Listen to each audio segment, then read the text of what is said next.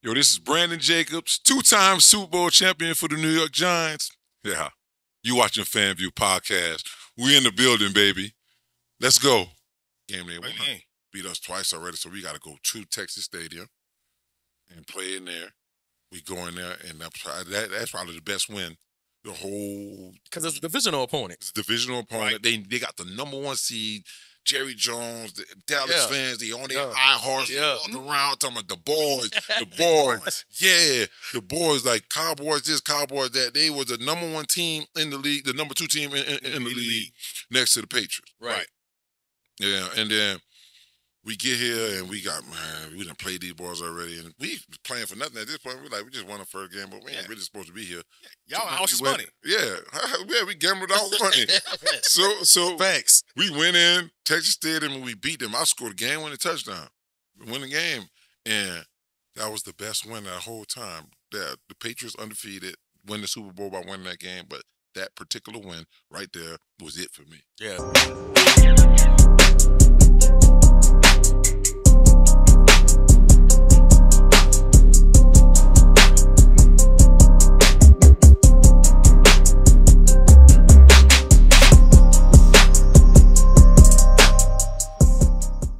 Welcome back, everybody. Welcome back.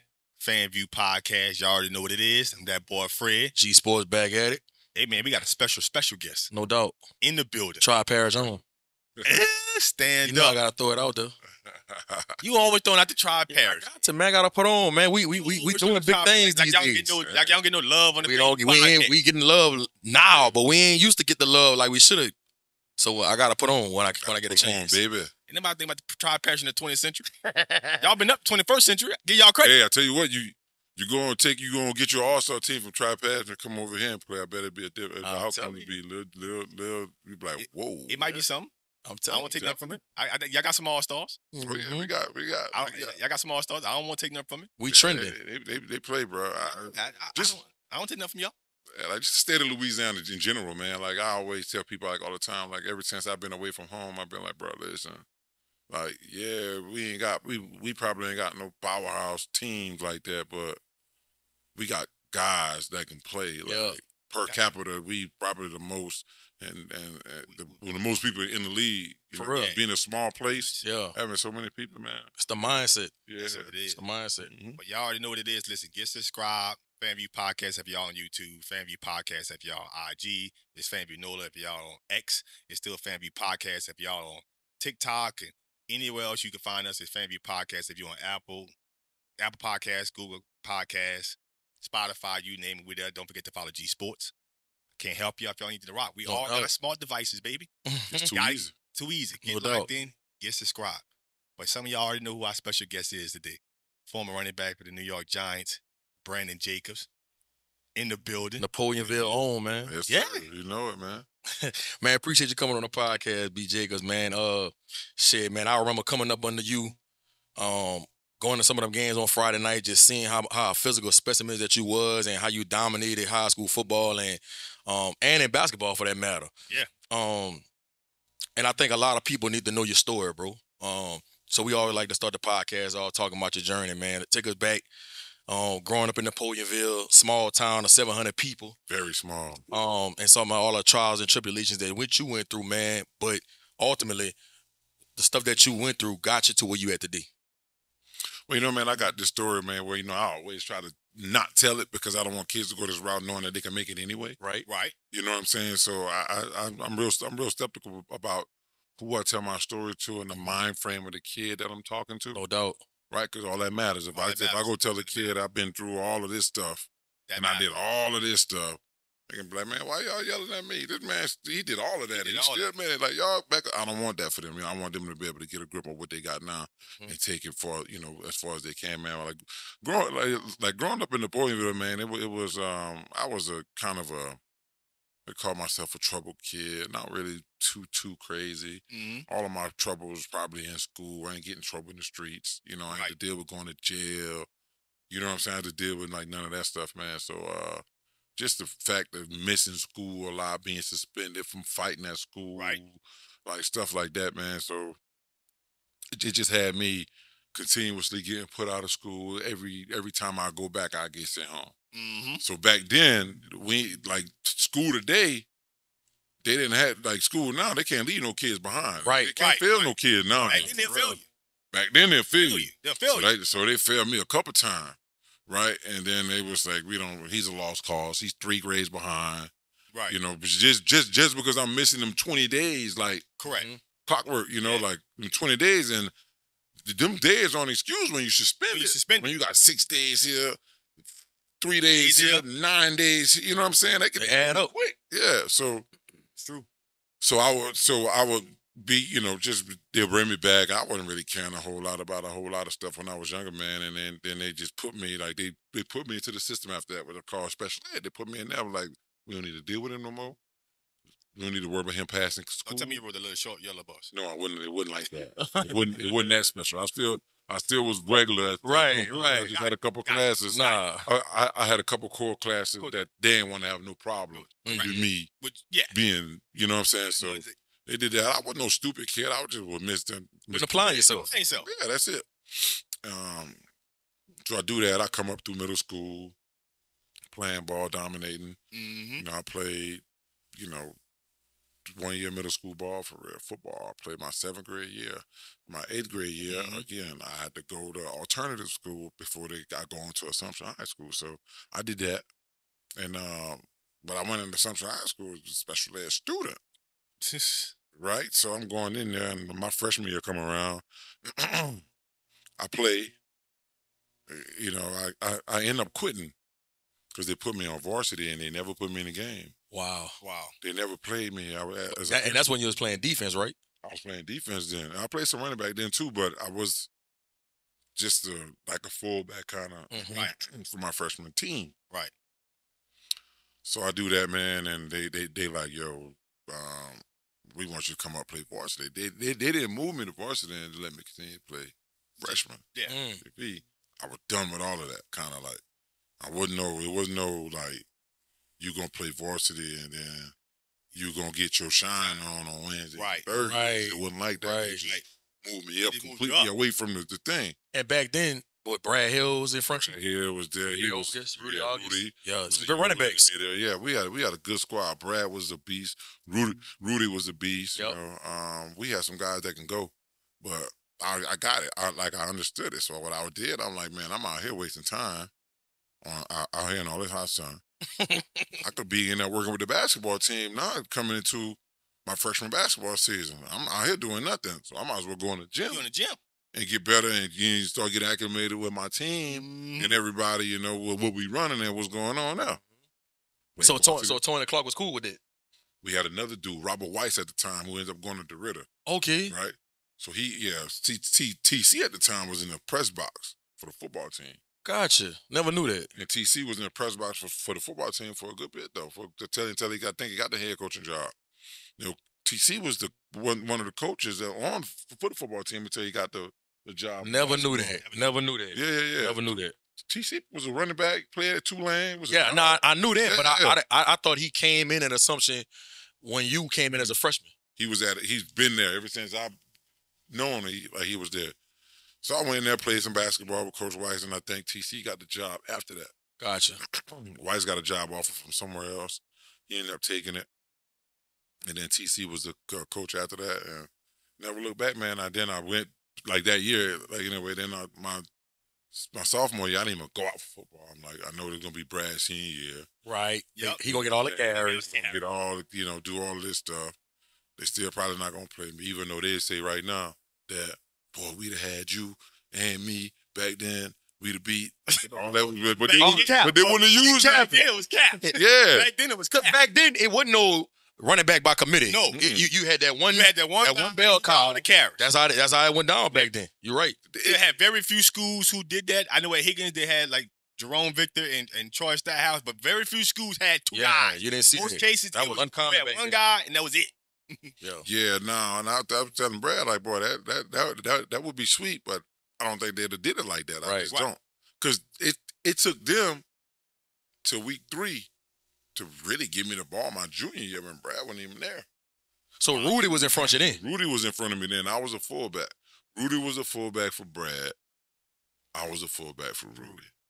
Brad was 1 year older than Rudy. Right. Rudy was 1 year older than me. So I guess they figure out like, man, that's the rotation.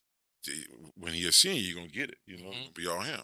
So we come in our junior year, and I'm out there playing. You know, I wasn't gonna go out there again because I just lost it for it. I'm like, and my quarterback Herb was like, "Hey man, you need to come out and play." Like, Herb Washington. Yeah. Yep.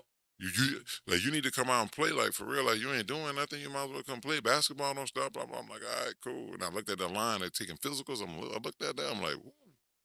That line was almost from the back gym to the highway. I'm like, bro, no. Yeah, no bro. patience. Like, what? No. So we just sat there and talked, and before you know, like, we was up there. Went through, got the physicals and stuff like that. I had to take the physical anyway, but I had to take the physical that specific day because I won't need it for basketball anyway. Right. You know? Mm-hmm. So I stayed there. We was in summer league at the time of basketball. So that's why I was at the school while they were taking physical. Gotcha. To start playing football. So we did that, man, and I went out there junior year, week 1, blocking. They ain't really doing nothing. Week 2, we lost week 1, lost week 2, lost week 3. I think those losses were to Thibodeau, St. James, and E.D. White. Those were the 3 losses that we took early on in the season like that. So wow, we go to play Lutcher at Lutcher, and it's like they whooping us too. Like they bruising us. We ended up going. Nope, we lost the first 2 weeks. We beat Donaldson the first week and lost to Thibodeau and E.D. White. That's how it went. Gotcha. So went to Lutcher, played them. They blew us out.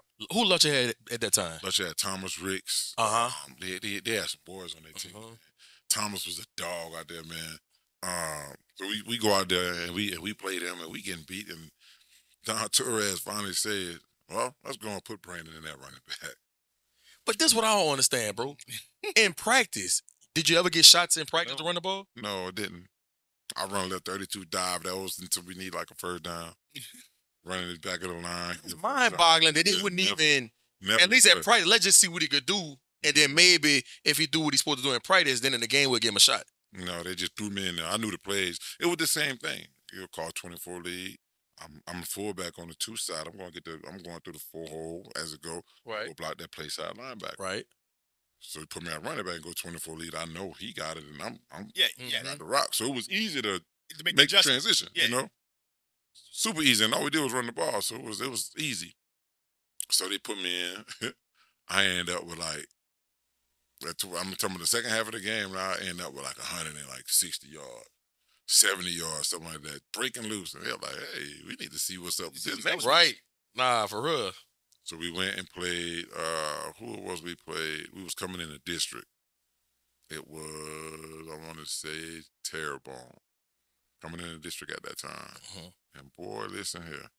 Played them at Terrebonne. It was a tough, physical, hard-hitting game. Nick Kennedy. Gadlin. Wayne Jones. Wayne Jones was out there. Yeah, so it was physical. I ended up with like 200 or something on them. I'm like, oh, here we go. Then we played HL the next week. Ran through them. I ended up with 1,700 yards from the 4th game of the season to the end of the season. 1,700 yards. So how did they mend that relationship with Rudy? Rudy played fullback, and Rudy got the ball from so Rudy played fullback, and then when I went out, Rudy get that running back, and then put somebody else. Gotcha. Ryan Hughes, somebody like that at fullback. At fullback. So gotcha. Rudy still got his. He still got a scholarship to Nichols. You know, so he got his, man, and but now the talk around the town is B. Jacobs. Yeah, like that. Yeah, so it was about me. It was state Friday night. Nightline or whatever you call it, the Friday night football. Well, they would come on there. I sit up there. I'll be watching it. They be like, "Well, tell you got something going on down on the bay. I don't know what it is, but this big joker here." And I'm sitting there looking at this. I'm like, I'm on TV. Like, Like, and back then, that was everything. That was everything. That's the only time you get everything on Friday Night Football. I'm on TV. Oh, this is on. It's on. It was too easy to do all that. 1,700 yards my junior year. Then I came as a starter. Your senior. My senior year, and then I went crazy. Like 3,000. Went crazy. Like that. I remember when y'all played Curtis in the quarterfinals. I think you ended with like 175. They say that he had a bad game. They said Curtis shut you down. They said yeah, 175. 175. But that game though against Curtis, though, man, we already knew what was coming that game. First series, they run that little option, man. They run that option, running back at the time. You went both ways that game? No, I only play offense. Okay. Then one of the running backs got the ball and tried to jump over one of our guys, and he got hit in the leg. He dropped the ball to break his fall. Ground. Jeremiah Jones scooped it up and ran it 75 yards for a touchdown. Jeremiah Jones was fast. They called it back. They're like, then we come around another time, and Sound like John Curtis. We get something else that was a long run from, I think, Tremont and somebody like that. Mm-hmm. And that one was called back too. And then I had a nice long run with it. That one was called back. We were like, bro, ain't no way we could beat these folks in here. No, that sound like Curtis. Ain't no way we can beat these folks in here. Like Right. Curtis. We would have had them 21-0. Mm-hmm.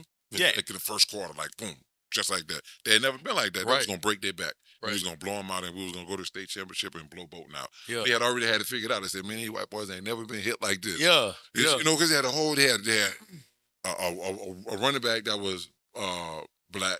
When But outside Jonathan, of that, was it Jonathan Wells? That Jonathan Wells. Yeah, he was. Went to Ohio State? Nah, Anthony somebody. Anthony Burks. That's what it was. Anthony Burks. Yeah, Wells was already gone. Yeah.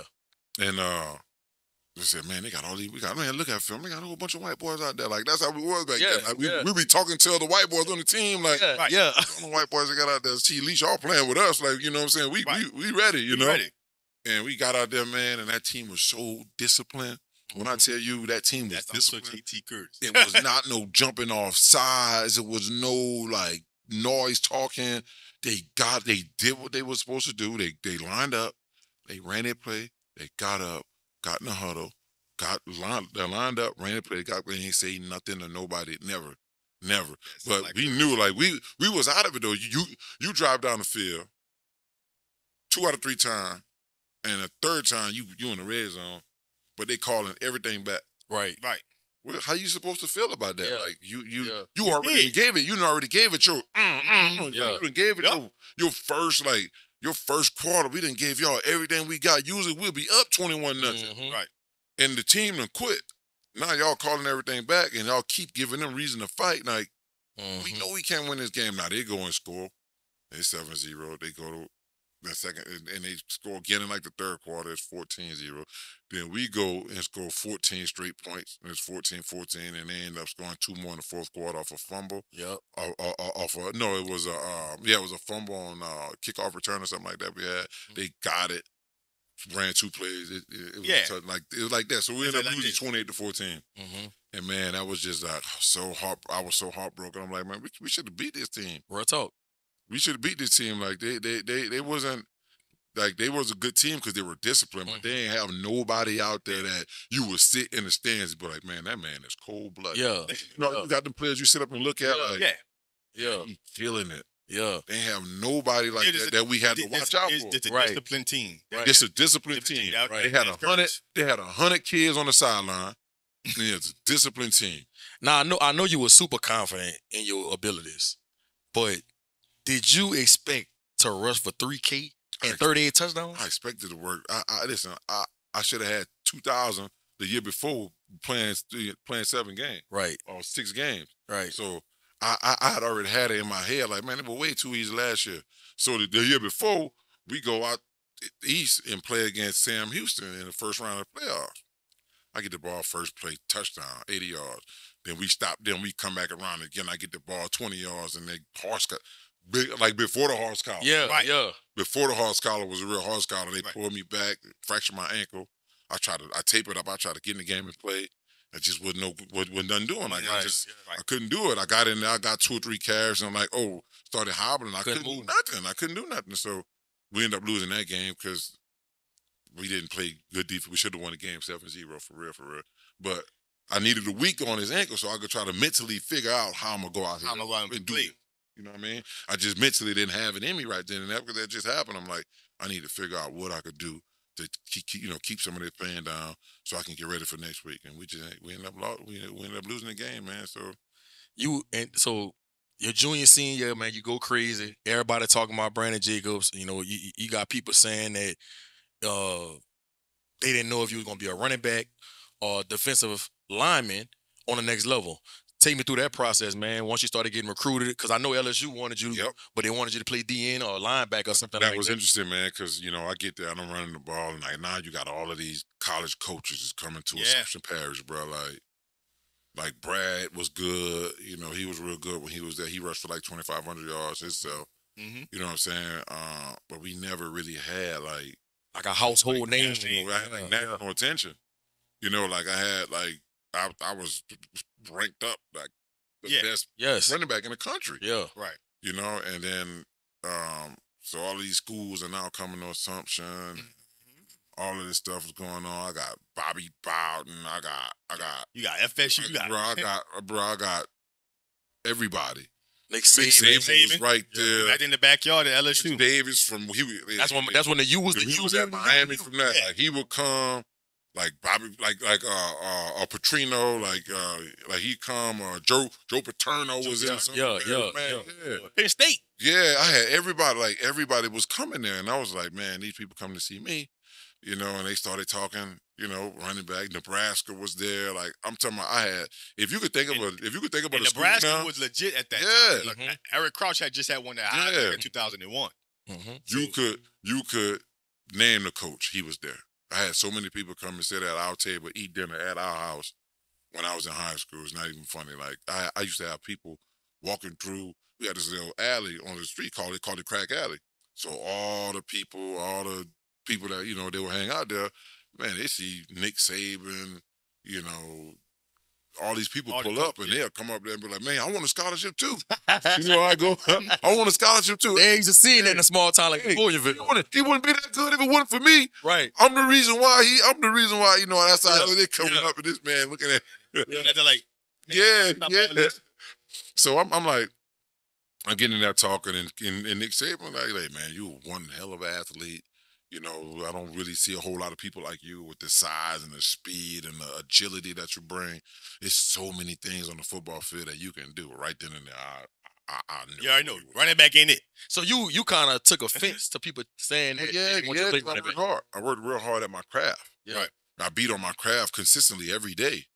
Like every day, you know, you can ask anybody. When I got serious about football, the times I had to myself, I was running.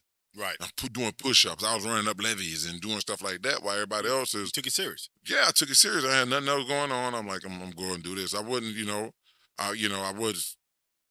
I focused. I just locked in because a lot of people do when they get to high school, you know, say like with women. Well, I did that at 12, 13. Right. So that was like, out of the way. You know what I'm saying? Out of the way. I was out of the way. I hadn't did that. So that was the thing. I had somebody I was talking to at the time, but that was the farthest thing away from my mind. Like, I ain't even worry about that. I know what that's like. But when you get out of high school, obviously in your situation, you end up going with the community college? Coffeyville Community College, because go back to the whole special ed thing. That's how that ended up hurting me, right? So I go back. You know, you go back to that. Now they're just passing me through grades. I don't have the proper credits I need. I ended up taking the ACT. I was 1 point shy of being eligible with that, but still in all, I had a Fugazi GPA. Yeah, right. Yeah, you know what I'm saying? It was a Fugazi GPA. Yeah, you know what I'm saying? Yeah. So, all those schools that came to Assumption, when they see I wasn't gonna be eligible, we're gone. Out. Over with. Out. So how did that make you feel? Well, it did make me feel one way or another. I'll tell you why, because I needed that to happen. I know I couldn't go to all of them. But with that being said, I still had 2 schools that was in there on me, and that was Auburn, and then that was Nebraska. That's the other 2 that was going to place me in junior college. Not even LSU had an opportunity, they had a plan for me, right? So they're like, man, you're not eligible, but any time my institution can get out of you is good. Yeah. You know, so okay, you will go to junior college and you could come back with possibly 3 years or come back with 2 years. If it's 2 years, we are thankful. Right. If it's 3 years, we are more than thankful. Right. Anytime we can use or have a person with your ability to be a part of our team, we're going to take it. So Auburn got me placed, and I committed to Auburn. So they got me placed in Coffeyville. I went over there. Now I'm talking about survival of the fittest, like survival of the fittest. For real, like raining every day. but if you think about this, and I try telling this to people. JUCO grimy, dog. JUCO grimy. JUCO super grimy, and guess what? It's all the kids that didn't qualify. They didn't qualify. Yeah. So you know what type of. So you know what they was on. Right. You know what they was on. Like they like. I'm him too. Like what we doing? What we doing? like I'm from. Yeah. You know what I'm saying? Like, I don't even know nothing but all that, bro. But I ain't playing them games though. Right. I don't know nothing but all this finger moving and all that stuff you got going on. Where I'm from, we don't do nothing like that. Right. You know, I ain't bothered. You know, all this stuff, man. He was focused. Yeah. So all of these guys, all these kids coming in from these different states, these different hoods, like to compete. We only were supposed to have 55 people on the team total. 12 out-of-staters. Just 12. And we had, just in my class, we had 40 on campus alone. Right? Damn. 40 of them on campus. So we like, okay. I went to spring. As soon as basketball season was over my senior year, I went to college. Mm-hmm. Right. Because again, I'm going to school here for nothing. Right. This is waste of time. Making sure I got something to do till 2:30. Right. You know what I'm saying? Exactly. Football season over. I'm going to school, still sitting in these same classes. So they was like, what we want you to do. So Auburn was like, we want you to go. We want you to move to Kansas now. This is a little kid now. Yeah. Still in high school. You know, like these kids going now at midpoint. Yeah. Mm-hmm. Still in high school, like you're gonna stay on campus. You're gonna stay on campus free of charge, and you're gonna go to high school in Coffeyville, Kansas. So all the stuff you had over there, we're gonna get that stuff figured out, and we're gonna get that converted into something They really wanted you. use. So I said, you can't get it converted. The work got to be done. So I set up there, and I did 6 to 7 months of schoolwork, passed everything, flying colors. So I wasn't stupid. Right. You But not you. You had a motivating factor. Right. Like I got these aides in here helping me, trying to teach me what's working. They never taught me nothing in school for real. Right. You know, so these aides helping me. So I ended up getting my high school diploma. This is the route I was gonna go for a GED, or you can go this route for a diploma. I said, man, I just want to go get everything. So I did that in like 6 months span. Coming into training camp, I'm eligible now. Right. You know, I'm eligible now, so I'm good to go. And I'm in there. I'm at Coffeyville, so I make the team because I was there before all the other freshmen. Right. I went through spring practice. Yeah. The running back coach telling me he gonna redshirt me because he got a better guy coming in. Come on. All that type of stuff. Yeah, he was like but I love Coach Rose to death because he motivated me too. Okay. You know, I'm going to redshirt you, you big bastard. You know, I'm gonna show you some bit like going off, like yeah. going like. Wait, was he doing it because he really felt like that, or he was doing it to push you? I think it was more to push me. Gotcha. Because I think he knew what he had in me, and he was like, I know I'm not going to end up redshirting this fucker. Right. You know what I'm saying? So I'm like, but I need something to motivate. Yeah. If I don't do that, then he gonna get relaxed. Right. So they had another one coming who was the #1 running back in Missouri, Damian Nash. Damian Nash was nothing short of a dog. Smart. Was a couple points short on his ACT. Committed to Missouri out of high school. Mm-hmm. It was out of me and him. And a cat by the name of Shamar Bracey was in the music and all that. I made it. Nash redshirted and Shamar redshirted.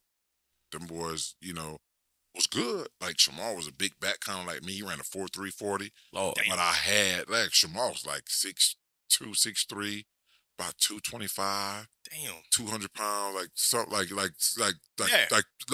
215. I say somewhere around there. Yeah. But he ran a 4.3. He was a big old running back that was fast. Right. But he was straight ahead. Right? Mm-hmm. Nash was another guy that was running 4.3. He got some quick strong acceleration, was good, but I knew the plays. That's the advantage you had. Right. That was the only advantage I really had. You know, until I actually started to play. And I was like, man, he could change direction. He a big dude. Like, I ain't running 4.3. Might have ran a 4.4 at the time, 4.5. Right. But I was changing direction. Cuts, doing stuff like that. So when it came time to God make the team, I made the team. And so you thought it was a question that you wasn't gonna make? Yeah, I thought it was a question I was gonna make it because the guys I had with me. So you thought it was a chance they could send you back to Napoleonville? Oh no, they were gonna keep me redshirt, man. Redshirt me the next year. I got you. I got you. No. They couldn't do that because Auburn did whatever they did to get me there. Right. They were gonna make sure I get back there with eligibility. Right, no doubt. So you whatever happened. So you played 1 year there. No, 2 years. 2 years. 2 years there. Went crazy 2 years. And then you went to Auburn. Then I went to Auburn. So you get to Auburn what? 2000 and I what? get to Auburn in 2000 and I get there at the end of 2002, like around this time. Around this time. I get there for bowl practice and stuff like that. They playing Penn State. So and you with 2 other dogs. Yeah, they got Larry Johnson. So Penn State got Larry Johnson. Penn State got Larry Johnson. You got Cadillac and Ronnie. That's right. So what they did with me though, them bowl practice, like when I got there, they put me on number 5. You know, like, you gonna be Larry Johnson. You know, Larry Johnson was a big physical back. So this is a perfect setup for us. We got this guy of our own coming here. Boy, I was out there running against that defense. They were like, boy, this man is something different. Yeah. I was hungry. Now I finally made it to this place that I could be on my practice field, look to the right, and I see a big-ass stadium. SEC. I'm here. I did it. Everything I've been working for at 9 Auburn has here. dogs. So I get there. They got Ronnie Brown. They got Cadillac Williams. Now, I knew they had them. Right. But Auburn did so much for me coming out of high school. Right. So I felt like I owed them. I owed them. Well, at least one of my 2 years, I got you. I got you. So I went and I competed. I did great. But they had Lack was there. He was a starter. He had been killing it the year, since the year before. And Ronnie was coming on. So I'm here and I'm like, just here. I would get in some games and some games I wouldn't get in. Like coming from being a #1 player in the country in junior college. Yep. Right, and like led the nation in rushing, right, and to come to do this now. Did you ever complain, like in meetings or? No, I never complained. I never did nothing. I just no bad body language. No bad body language. I took advantage of my opportunities in practice. I doing special teams, like stuff like that. So I was out there running around. Wow. You know, so I ain't complain like being a teammate. So I ain't made no real mark. So it come down after the season, and I start talking about, possibly transferring. Well, Coach Tuberville looks at me and says, hey, go try to play this position. I'm like, but that was a popular thing at that time. People trying to get people to flip position. To change position to get on the field. So he talked about like outside linebacker. So I try to play it.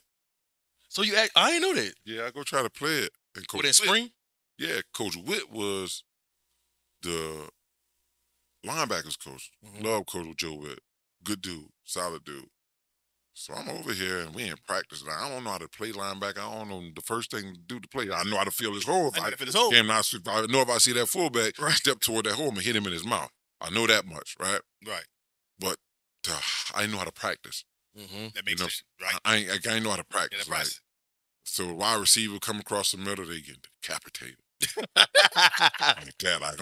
I'm like, I'm sitting there outside linebacker and I see the quarterback come up, take a 3-step drop and look outside. I say, oh. Damn it. That's a no-no. They took me from there and Coach Witt said, this man is not a linebacker. He need to play running back. I was too dangerous to be out there playing like that. Right. Side. Come back and running back. He started talking about tight end. Go try to play tight end. So that's when I told him, I'm just going to try. Right. I tried linebacker. That didn't work. Right. Which I thought I could have been a really good linebacker. But Witt just was like, no. I was at the time, didn't have Carlos Dansby? Carlos Dansby was there, yeah. That was his senior year. Yeah, they had some. So, no, he had just left, actually. He just left. So they wanted me to really replace him. And I'm like, try to get me to go play tight end. I'm like, man, I'm just going to transfer, coach. So he got in his feelings like real bad, telling me how I wasn't going to be able to play in the NFL at my height. I'm doing all of this to play running back for nothing. You're too tall. More motivating factors. You're this, you're that, you're this, you're that, you're this, you're that. Like everything like. Bulletin board material. I'm like, I get it, but I've been working real hard at running back, coach. So I think I want to try to running back. Create a path where I can play running back. So I went to junior college already, so I know I had that 1 year left and I had a redshirt year left. Everybody was trying to tell me, man, you need to come down to LSU. They had Ali Broussard. Yeah, they had Ali. And they had Justin Vincent, I think, at the time. So you need to come to LSU, and come play there and then, sit out a year and then come back. I said, sit out. I'm not sitting out of nothing. I was looking at Southern Illinois because when I went to Southern Illinois, I had a lot of boys I played junior college ball with from there. So you had some familiarity. There. And the coach that got the D-line job over there. So they, like 5 or 6 of the players I played with and the coach went up to Southern. So I was looking at them and I was looking at McNeese. And I know because McNeese had Vic King at the time. From South LaFourche. Tyler Bush. They had him over there at the time. And I think he was a little older than me. So I was just looking at them two schools, and I ended up going to Southern Illinois. I'm like, McNeese is okay, but then Coach Kidd had already turned Southern Illinois around. So I went with my boys. Went over there, played 1 year. I ain't care. I rushed for like 1,000 yards. Right. I was playing. That's the big difference sitting on the sideline with all of these people around you. Yeah. Right. You know, you mesmerized by the noise like that, like, because this is what you always wanted. But then I went from 85,000 to 17,000. Right. Sometimes it would pack, sometimes it wouldn't. But it was business at that point. Right. Like, I know what I need to do. You was on a mission. Yeah, I know what I need to do. So I went out there. I switched. I split time with another running back, came from Coffeyville, who was actually red-shirted behind me at the time. My sophomore year at Coffeyville, he was a freshman. Right. He was a redshirt freshman. Right. So I went on to Auburn, and then he went on and played. He went to Southern Illinois, and I met him there. And I rushed for 1,000. He rushed for 1,000. You know. You played with Darren Marquez? Darren out there. Goal line? Yeah. He Celebrity came out there. Derek Belton was from Eric. Craig Turner was from Hornville. Yep. So you had some blue boys out there. So I had them boys. Yeah. I had them boys. Them boys like follow me around. Like they was like, cause it ain't like this is like, man, we know about you from high school and all the stuff you did. So like they like followed me. They gravitated towards me. I couldn't go nowhere, and they weren't there. No doubt. They'd be at my house sleeping on the couch. Like I have them three jokers with me all the time. Like they was my kids, like spending my money on them, getting them burgers and stuff like that, you know? Yeah. So ended up doing that, man, and playing Southern. And I started my pre-draft training and didn't know what round I was going to go in, but I know I have no eligibility. So didn't know what round I was going to go in. I gave the combine. I played in the East-West Shrine game. They started saying he's a small school guy. You couldn't play at Auburn. You're a small school guy. So East-West Shrine game was the game next to the Senior Bowl. And it was all D1. And they put some guys who they thought they had a chance. Man, I got the MVP of that, ran through all of them. And they were like, Back then, the East-West Shrine games, that stuff mattered. Even the Senior Bowl, the practices mattered. The games mattered. It was scouts. It was scouts everywhere out there. Because see, back then, if you was over 6'2", they were saying that you was too tall to play running back. I think Eddie George kind of started changing the 6'3". Eddie George was a big back. 6'3", 240. Yeah, but I remember when you was coming out, that's what, like, when I used to watch the pre-draft and look at stuff on ESPN, they would always say, yeah, he's a great athlete, could run, blah, blah, but he's too high. He's going to run high. They're going to kill him in the NFL. Everybody looking for that Terrell Davis, Marshall Faulk, Warren Dunn. Yeah. That stature, height of running back. Yeah, so that was a concern, but was it a concern for you? Going to the league knowing that you about to go against grown men and people saying that you too tall to play running back in the league. Bro, when I got in the league and the Giants drafted me as a running back, that's all they would talk about. He's too tall. They're going to get his legs. They're going to do this. He can't bend. Now, mind you, bending don't necessarily mean, for me anyway. Right. If I drop my shoulder, even though if you under me or not, I got my force going that way. Yeah. Right? Maybe you under me, but I got my force going like this way, and my feet is planted on contact. Same foot, same shoulder type stuff. Right? So I'm like, yeah, you under me, but I just ran completely through him. And he was here. I got enough of him. Right. And that's how I would do it and be like, how you doing this to people? They way lower than him. Like, why you doing this to people? So people would say he can't get down, and I started working on my hips in the off season, like doing stuff like that. Hip mobility. So I started getting down with him and being able to change direction, like the Warwick Duns. Right. And people like that. People like that. And I could still run through you and run away from you. So I added all that to my game. Like by the time I was done adding to myself, Tiki had retired. Yeah. He retired. It was my turn, and then that was it from there. Do you think that, I tell people this all the time, a lot of kids that I mentor that's getting ready to go to the league, I always say, you're only good at your situation, right? You went to the perfect situation. Bro, look at the type of veterans you went into with Antonio Pierce, Michael Strahan, Tiki Barber, even though, he ended up leaving after, 2 or 3 years? 2 years. Yeah,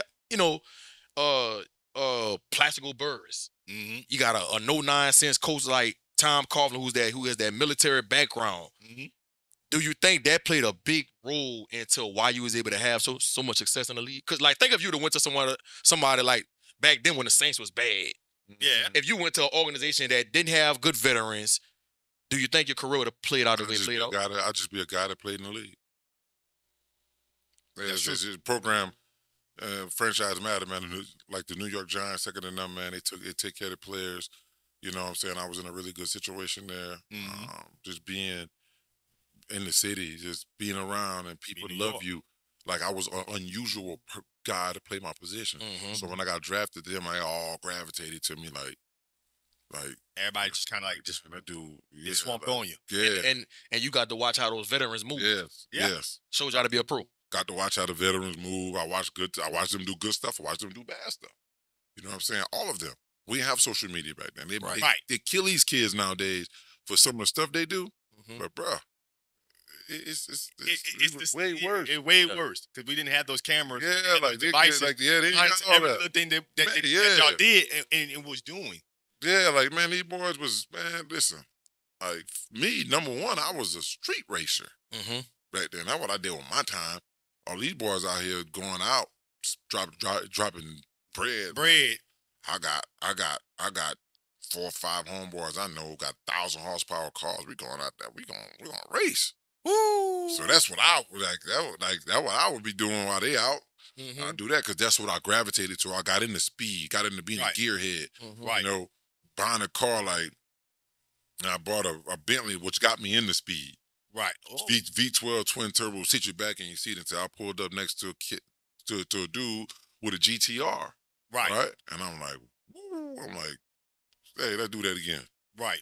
I got the GTRs came out 2009. You was infatuated with it. Yeah, like something happened. I don't know how you beat this car. Right. But I couldn't take into. I was green. I just had money. Right. I just know, man, this car's almost 5,000 pounds. It's 600 horsepower. And this car is 3,500 pounds with twin turbos, a V6. So that car way lighter. Man, you beat me again. The next 2 days after that, oh my God, me. Oh, it got me one. Find the nearest Nissan dealership, please. Yeah, so I went and got me one of them, man, and then I found out a little bit more about it, and you could put more power into it. Right, yep. Man, I sent that thing to Chicago to AMS. They sent that thing back with like 800, 900 horsepower. I was the man. It was on. Then I sent it back again once I beat it again. I sent it back again. I'm like, we're going to keep on going. We're going to see. And them folks had money, you know. It was yeah, like, you know, Yeah. So we just kept going. So that's kind of what I did with my time. So now that I'm 41 years old and I'm done playing, like I said, I was a street racer when I was in the streets. Never got caught, never even been. We had people on our side to help us out, to help us do stuff like that, man. But it just being over there, man, and winning 2 Super Bowls, right, bro, it was second to none for real, like being like nowhere else. You know? I'm saying you won 2 Super Bowls, some classic Super Bowls. Classics. You need to talk about that, man. Talk about the experience. I need to hear this. Man, you went against the GOAT. Because the GOAT. You went against Brady. In that regular season, I think if I recall correct, y'all lost to the Patriots. At the last game. Beat them. Last game of the season, y'all lost to them. Beat them. I think y'all lost for 35-17. Y'all lost. Maul's caught 35-31. 35-31. We had them beat. Maul's caught a long pass. To win the game. So y'all lose to them in the regular season, but y'all rematched them in that Super Bowl. Talk about leading up to that Super Bowl. And y'all was a wild card team both times, right? The first time we 9-7. No, first time we were 10-6. Second time 9-7. Second in the division. So but y'all was on the road. We was on the road. We was on the road. Both times. Talk about that. No, the first time we was a wild card team. You're right. First time the wild card team. First time we went to Tampa, went to Dallas, then went to Green Bay. And then that was some, bro. That's unprecedented. Yeah. To do that twice. And then end it beating the GOAT. Not just that, but that first year they won. Y'all understand? The Patriots are undefeated. They lost a game. They were setting records. Tom Brady wins MVP. Moss has 22 touchdowns. Brady got 48. You know. Then they had Corey Dillon too, huh? No, they had Kevin Falk. Corey had left the year before that. Okay. So Kevin Falk was there actually. Yeah, Mr. Utility. Yeah. Doing everything, running the ball between the tackles and third down, and motion them out the slot, catching little passes for first downs. Just super utility. Right. You know what I'm saying? Returning kicks and punts and stuff like that. Like, all. Like, he did everything for them. So they had a real good team. They didn't have no real, like, Like they didn't have no, like they had Moss. They didn't have nobody else out there that'd be like, bruh, you know. So we played them and we had them beat. Yeah, I know y'all had them in the regular. Came back and won the game at the last minute. We couldn't get nothing going. Lost the game, and we knew right then, like, we in the playoffs already. They don't want to see us come through. They don't want to see us, so we go and we play Tampa. Tampa just won 12. They won 12 games. They won their division that year. You know, they had a good team. We went out there and beat them. Then Dallas had beat us twice that season already, and 2 divisional opponent. Yeah, 1 blowout and 1 was just a regular game they won. Beat us twice already, so we got to go to Texas Stadium and play in there. We go in there, and that's probably the best win. The whole, because it's a divisional opponent. It's a divisional opponent. Right. They got the #1 seed. Jerry Jones, the Dallas fans, they on their high horse, walking around talking about the boys, the boys like Cowboys this, Cowboys that. They was the #1 team in the league, the #2 team in the league, next to the Patriots. Right. Yeah, and then we get here and we done played these boys already, and we was playing for nothing at this point. We just won the first game, but we ain't really supposed to be here. Y'all house is money. Yeah, we gambled all the money. So facts. We went in Texas Stadium and we beat them. I scored a game-winning touchdown, we won the game, and that was the best win that whole time. The Patriots undefeated, win the Super Bowl by winning that game, but that particular win right there was it for me. Yeah. Ooh. Yeah, that game right there. But going through. So we beat them, and we going to Green Bay. Got my homeboy Tremont playing. Tremont. How was that, bro? Man, it was great, man. Especially for the city of Napoleonville. Yeah, it was great because it was a situation where we was at the same high school together. We was the same age. Now, you had this long road to where you had to go to make it. Because this path was different than yours. Yeah, path was way different than mine. He ended up playing 15. Yeah, a hell of a player. Right. Hell of a player. Was a key factor. Didn't he walk on in Louisiana about Tech? 11, 12 years of him playing. He walked on in Louisiana Tech. Walked on in Louisiana Tech. He earned a scholarship and got picked up as a free agent in Houston. Yep. They picked him up as free agent in Houston. Right. Then they let him go, and Green Bay put him on their practice squad. And I think how he got his shot, I think either Al Harris or Mike McKenzie, one of them got hurt. And they moved him up. And they moved him up. And the nickel guy. Yep. And that's how he started balling. Nickel guy, man. That joker came in there and ended up getting him a job like that. So, playing against him, I think I got a picture somewhere, too, where I show him diving at my leg. Gotta put that in your man cave. So, it was fun, man. Like, going to play them, it was negative. Now, being from here now. Right. It was negative, I don't know, 20, 21 degrees out there. I'm out. I'm out. Too cool. It was so cold out there, man. That's the game when Corey Webster caught the pick. The pick yeah. In the game? Yep. Or Boo Boy. Yeah. We all over the place. I'm telling you. So, we play that game. It's cool. I don't really do nothing. I have this game like 16, 17 carries, like 60, 70 yards, like one of them. Grinding out game. Yeah, right. One of them. I might not have that many for real, but we go and we win that game, and we're like, here we go. Here we go. Stage 6. We should have beat these boys the last time we played them. Went back and looked at everything we done wrong. I'm like, I know we committed that many penalties. Right. Boy, I know we did that. That was 4 weeks ago. Right. We ain't thinking. Went back and watched that film. Like, wow, we got a second down and 2 right here. We don't get this person to foul. Now second down, it's 17. Football. Playing behind the sticks. Yep. Yeah, like you got another situation where, damn, it's gonna be third, like third down and 4. We got the ball right here on the 20-yard line. We gonna get 3. We gonna get 3. False start. False start. Then you get a holding call like after the false start. That's 15 more yards. 15 yards. So that things like that. They got you feeling confident going into this game. Man, we don't get this, we don't get this, we don't get that. We beat ourselves. We went right. They ain't took it. They ain't beat us. So we lined it up, man. With the low-scoring game, the first time we got to the first drive, we took 10 minutes on the clock, and we ended up taking 3 points from from there. We start out. Then they get the ball, they go down there, and then they get stopped. Then we get the ball, they stop us. Then they go score Mars. It's 7-3. Right. You know what I'm saying? And they go up again. They kick a field goal. It's 10-3. 10-3. Then we get the ball, we go score. They go going back and forth. They sacking Brady. It was tough. It was tough. Yeah, game. That front four was tough. It was tough. Y'all had the blitz. Kept us in the game, man. Did not have the blitz. Kept us in the 4-man game. pressure, bro. Yeah. So, and that was the key to beating Brady. Like, if you could get the Brady without blitzing, you had a chance. And that's why, I don't know if you remember, but it had some people, like some analysts, I can't remember who, but I remember watching leading up to the Super Bowl, and they were saying they thought the Giants could win simply off, they thought because they could get 4-man pressure. You had without having a blitz. and you had OC. We had to run it for his life. Justin Tuck. Then you had Matthias Kiwanuka. I think he was a part of that D-line, too. I mean, y'all had some guys. Yeah. And I was just like, hey, bro. Then you got Antonio Pierce. Getting all the checks. It was a really good team, man. Like you said, the D-line, they would always have to keep an extra person in to protect, because then we started realizing, like, they can't block these front four. Mm-hmm.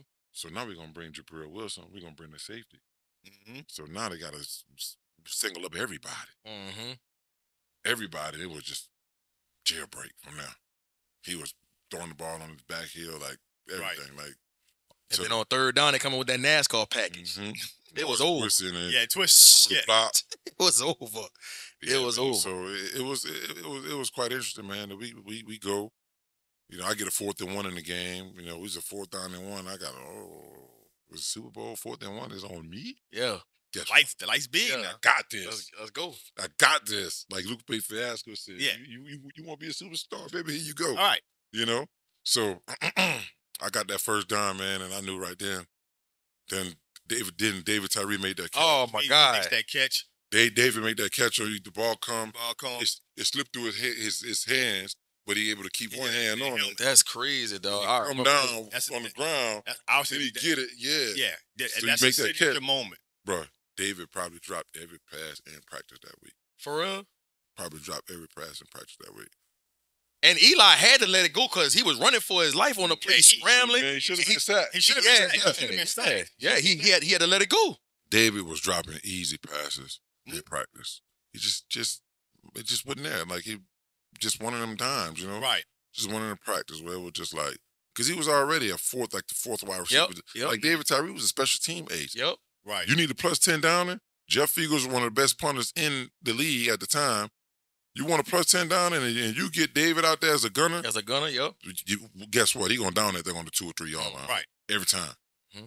Every time. He running out, getting tackles on kickoff, punt returner, getting tackles. He's blocking punts. Like, he was that guy. Mm-hmm. He was that guy. We didn't use David consistently as a wide receiver. Right. But we did sometimes. And just in practice, he just wasn't there. He wasn't mentally focused. But in the game, he made that catch. He caught a touchdown pass in the game, too. Mm-hmm. Mm-hmm. So it was that, man. But once David made that catch, and then we come up, we got the first down. We run another couple plays. Then we coming up, and I'm saying, okay, man, they usually running this blitz right here, this specific part of the field, and it's down. So I see the safety tilts back there. I'm like, okay, Classical will be singled up. I see. Well, he gonna be singled up, and I see the free safety kind of go to the middle of the field, kind of away from where Plexico was. Right. Stake. So I see the strong come down and the free go back. Eli had to rename the mic because now it's the extra guy on the block. Mm-hmm. So now I got this guy in front of me. Mm-hmm. I got him. Then I got Forces, which is any player, DB, where Eli renamed his mic, that made Rodney Harrison come down as he still was a safety. Right. Because the mic call could make you Mm-hmm. the middle of the 3, Mike, Sam, Will, anything out there, safety.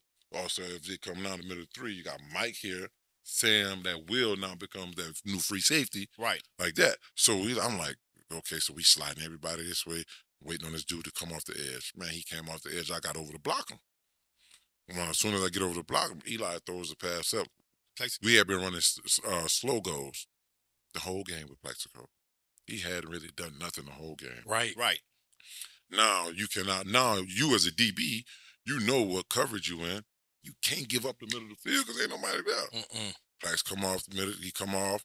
He give him that little swag. Mm-hmm. Little swag head. I run in, and he bring it back outside, and Eli drop it right in. So now they got a minute left in the game. First play, the first snap, our defense go out there, the first snap. hit Brady in his mouth. It's like, oh, now it's second down, like 14. It's starting to get real. They snap it again. He run for his life, throw it up. Yep. Snap it again. Time runs out. He throw it. Right. Nothing. We take it field. Boy, that was something else. And when y'all played them the second time when they had balls. Now this time I know you like they undefeated. Even though y'all had lost some on the last play of the game in the regular season, but you know this team coming in on their high horse, and I know they're coming. And they got one of the best receivers in the game. And they're trying to make history. They're trying to like this to take that from them. It was a tall task. Yeah, it took it from them, bro. And it was fun because you get out there and you got they were talking. We were talking. You know, I get out there, you know, so we out there, man, and once the clock run out, we're like, yeah, 18-1, baby. 18-1. Y'all got 18 wins and the biggest one loss ever. Like, for real. That's it. Y'all gonna leave with this, you know, y'all gonna get the same thing the losing team that didn't make the playoffs get. Nothing. After doing all of that. For real though. Y'all won 18. It was so fun, man. But winning the Super Bowl, man, you actually twice literally had like that specific year though.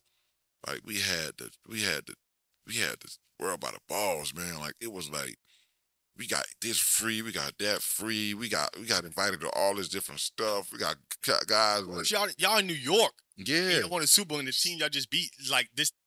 Everybody's trying to compare them to that Miami Dolphins team that went undefeated. Yeah, or the 85 Bears team. Yeah, everybody's making this comparison and they come up short. Yeah, I can understand. Yeah, it was so much fun, man. Like we had that thing, man. We had that thing locked in, man. It was so fun. Like being a team that just wasn't really even supposed to make it. And then we just go out here and just play like, yo, we about to smash everything, man.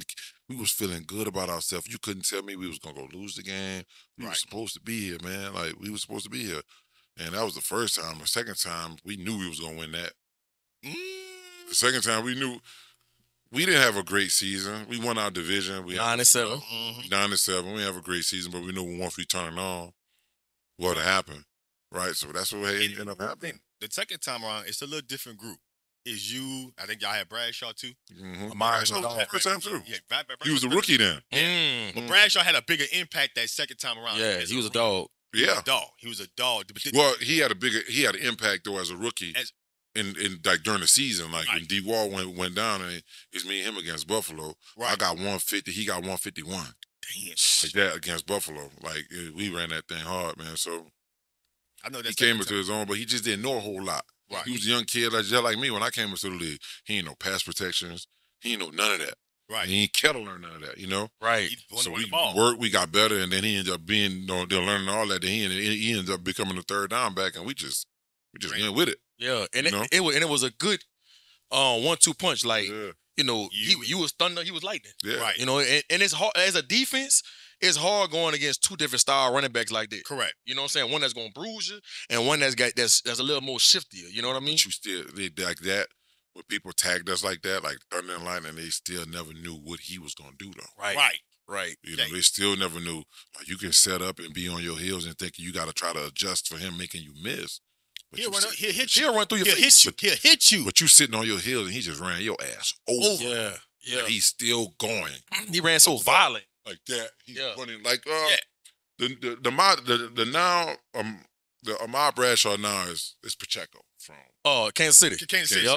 Yep. Yeah. He'll hit you. So he'll hit you. So me and him ran it, man, and we got into the playoffs. You know, we got the Falcons the first round. We beat them. First home game in a new stadium. We beat the Jets to that, obviously. And then we go to Green Bay, the division round. Tremont again, he's still there. Yep. We beat them. We whooped them good. And then we go to San Fran. Yeah. They loaded. They got all this talent. Yeah. They 13-3. We beat them. Go to the Super Bowl. Yep. Like, we played the Patriots earlier that season. I ain't gonna lie. That year that y'all beat y'all beat the 49ers because they lost to the Saints that week before. And I was so happy. Well, that was the year when Pierre Thompson got knocked out of the game. Yeah. When Jimmy Graham caught the long pass and then they came right back down and scored on us. Yeah, Vernon Davis had that touchdown at the end of the game. Saints blew us out that season. The Saints blew you out. Yeah. The Saints drug us. On Monday night. They drug us in that dome. Yes, sure did. People was talking about if the Saints would have beat the 49ers because y'all had to come back to the Superdome because y'all was on the road every game. A lot of people talking about like if the Saints would have beat the 49ers that year, the Saints would have probably went to Super Bowl because the way they beat y'all. They blew us out. It wasn't close. I mean, I'm like, man, we in the dome. And I'm like, okay, this is kind of like my first time really playing in the dome. Right. Because my rookie year, we were supposed to come down here Katrina. at 5. But Katrina shut that down, so they had to come up there to play. Correct. Right? So years after that was that specific year. Mm-hmm. We got to come to the dome. The dome. Oh. On Monday night. Come to the dome. We're going to the Superdome. Oh. I'm going to the crib. Yeah. And man, them folks beat the shit. Yeah. It is crazy because that's that Drew Brees historic year. He had like 52. Like he set all kind of records that 2021 year in terms of the pass, like 40. He led the league in touchdowns. He had like, I think at the time he had broke the record for passing yards in the season. Like Drew was having that kind of year. Yeah, he was balling. It was unstoppable. Yeah. And then on top of that, you got the fans in the dome. You can't hear nothing. It was a different kind of loud. You know, like you got some stadium where you get that like that high pitch like that. The dome was more like a deep voiced dude. Like everybody in there had deep voices. Right. Right. Like that. I'm like, we couldn't hear nothing in there, man. Like nothing. So we go ahead and we sit in our hotel watching the Saints in San Francisco play. Right. And it's going down. They going back and forth. We got the late game, against Green Bay. So we sitting there and we watching this. We watching them play and we like, man, I hope the 49ers that beat us earlier that season too, though. Yeah. But it was a different kind of beat. It wasn't like, it was a joy kind of beat. Yeah. It was more, 3. It was a bad matchup. Yeah, something like that, It was a bad matchup. Saints was a bad matchup for us. And when 49ers beat them, we were like, oh, yeah. Because y'all can match up with the 49ers physicality. Right. Yeah. Mm-hmm. So we went and we played them. So we like, boy, we so glad we had to go to New Orleans. Right. We didn't know we couldn't beat them folks up in there, man. So we went, played San Francisco, knocked down, drag out. 23-20 game, 1 on the field goal. Right. And again, got in the Super Bowl. Going to the Super Bowl. Who went on the other side? The Patriots. Now they licking their chop. Man, I said, man, we just dominated y'all so bad during during the season. Y'all not physical. Right. Y'all lightweight scary. Y'all don't want to tackle. Y'all don't really want to do none of that. So we knew that. Right. I already gave us the win. Like once we saw they won. Vrabel, they won't tackle you, man. None of them boys ain't want to. None of them want to. Bruschi still was there. Teddy Bruschi still was there. Yeah. They won't tackle you. They didn't want to tackle. Rodney Harrison. Yeah, Bruschi wasn't there. You wasn't there? At the time. Vrabel still was there. Yeah, Vrabel was there. I think Rodney Harrison still was there. Maybe Hightower was there at the time.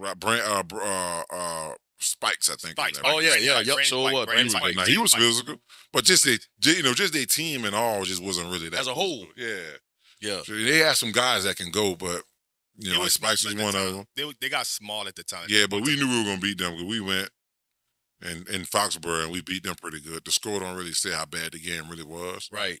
But we whooped them pretty convincing. Y'all had a pretty different group on offense. Now this time the receivers are changing. You got Victor Cruz, Mario Manning. It's looking like Mario Manning had a major catch, big time catch in that Super Bowl. Akeem Nicks, Got about Akeem Nicks, North Carolina. Yeah, Nicks was the dog. Yeah, I feel like he should have had a way better career than he had. His feet, man, he hurt his feet. Yeah. Once you hurt that bone, that fifth metatarsal bone in your foot. It changed. No, man. You think about it like this. He never really could come back and really be.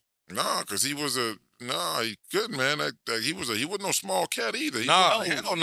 He was kind of. He hurt his foot, man. Amon had the same injury, which ultimately ended up putting him out too. Right. That fifth metatarsal bone, man. When you put your foot in the ground, cut. You putting all the weight, all your strength, all your pressure you got on that bone. It hurt, man. I don't watch them boys not practice and come play games just to get through it. Yeah. So he hurt his foot. Amon hurt his foot. It was just like that ended like Akeem. Like Akeem was a beast. Yes, indeed. Yes, indeed. That man, he was good. He was fast. He was strong. He had good hands. Big hands. Yeah.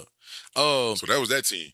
I think it's important to always people that watch our podcast, man, to let them know about how you got to the point that you at. So, I kind of want to go back. You talked about going to an alternative school. You talked about how you was a high head.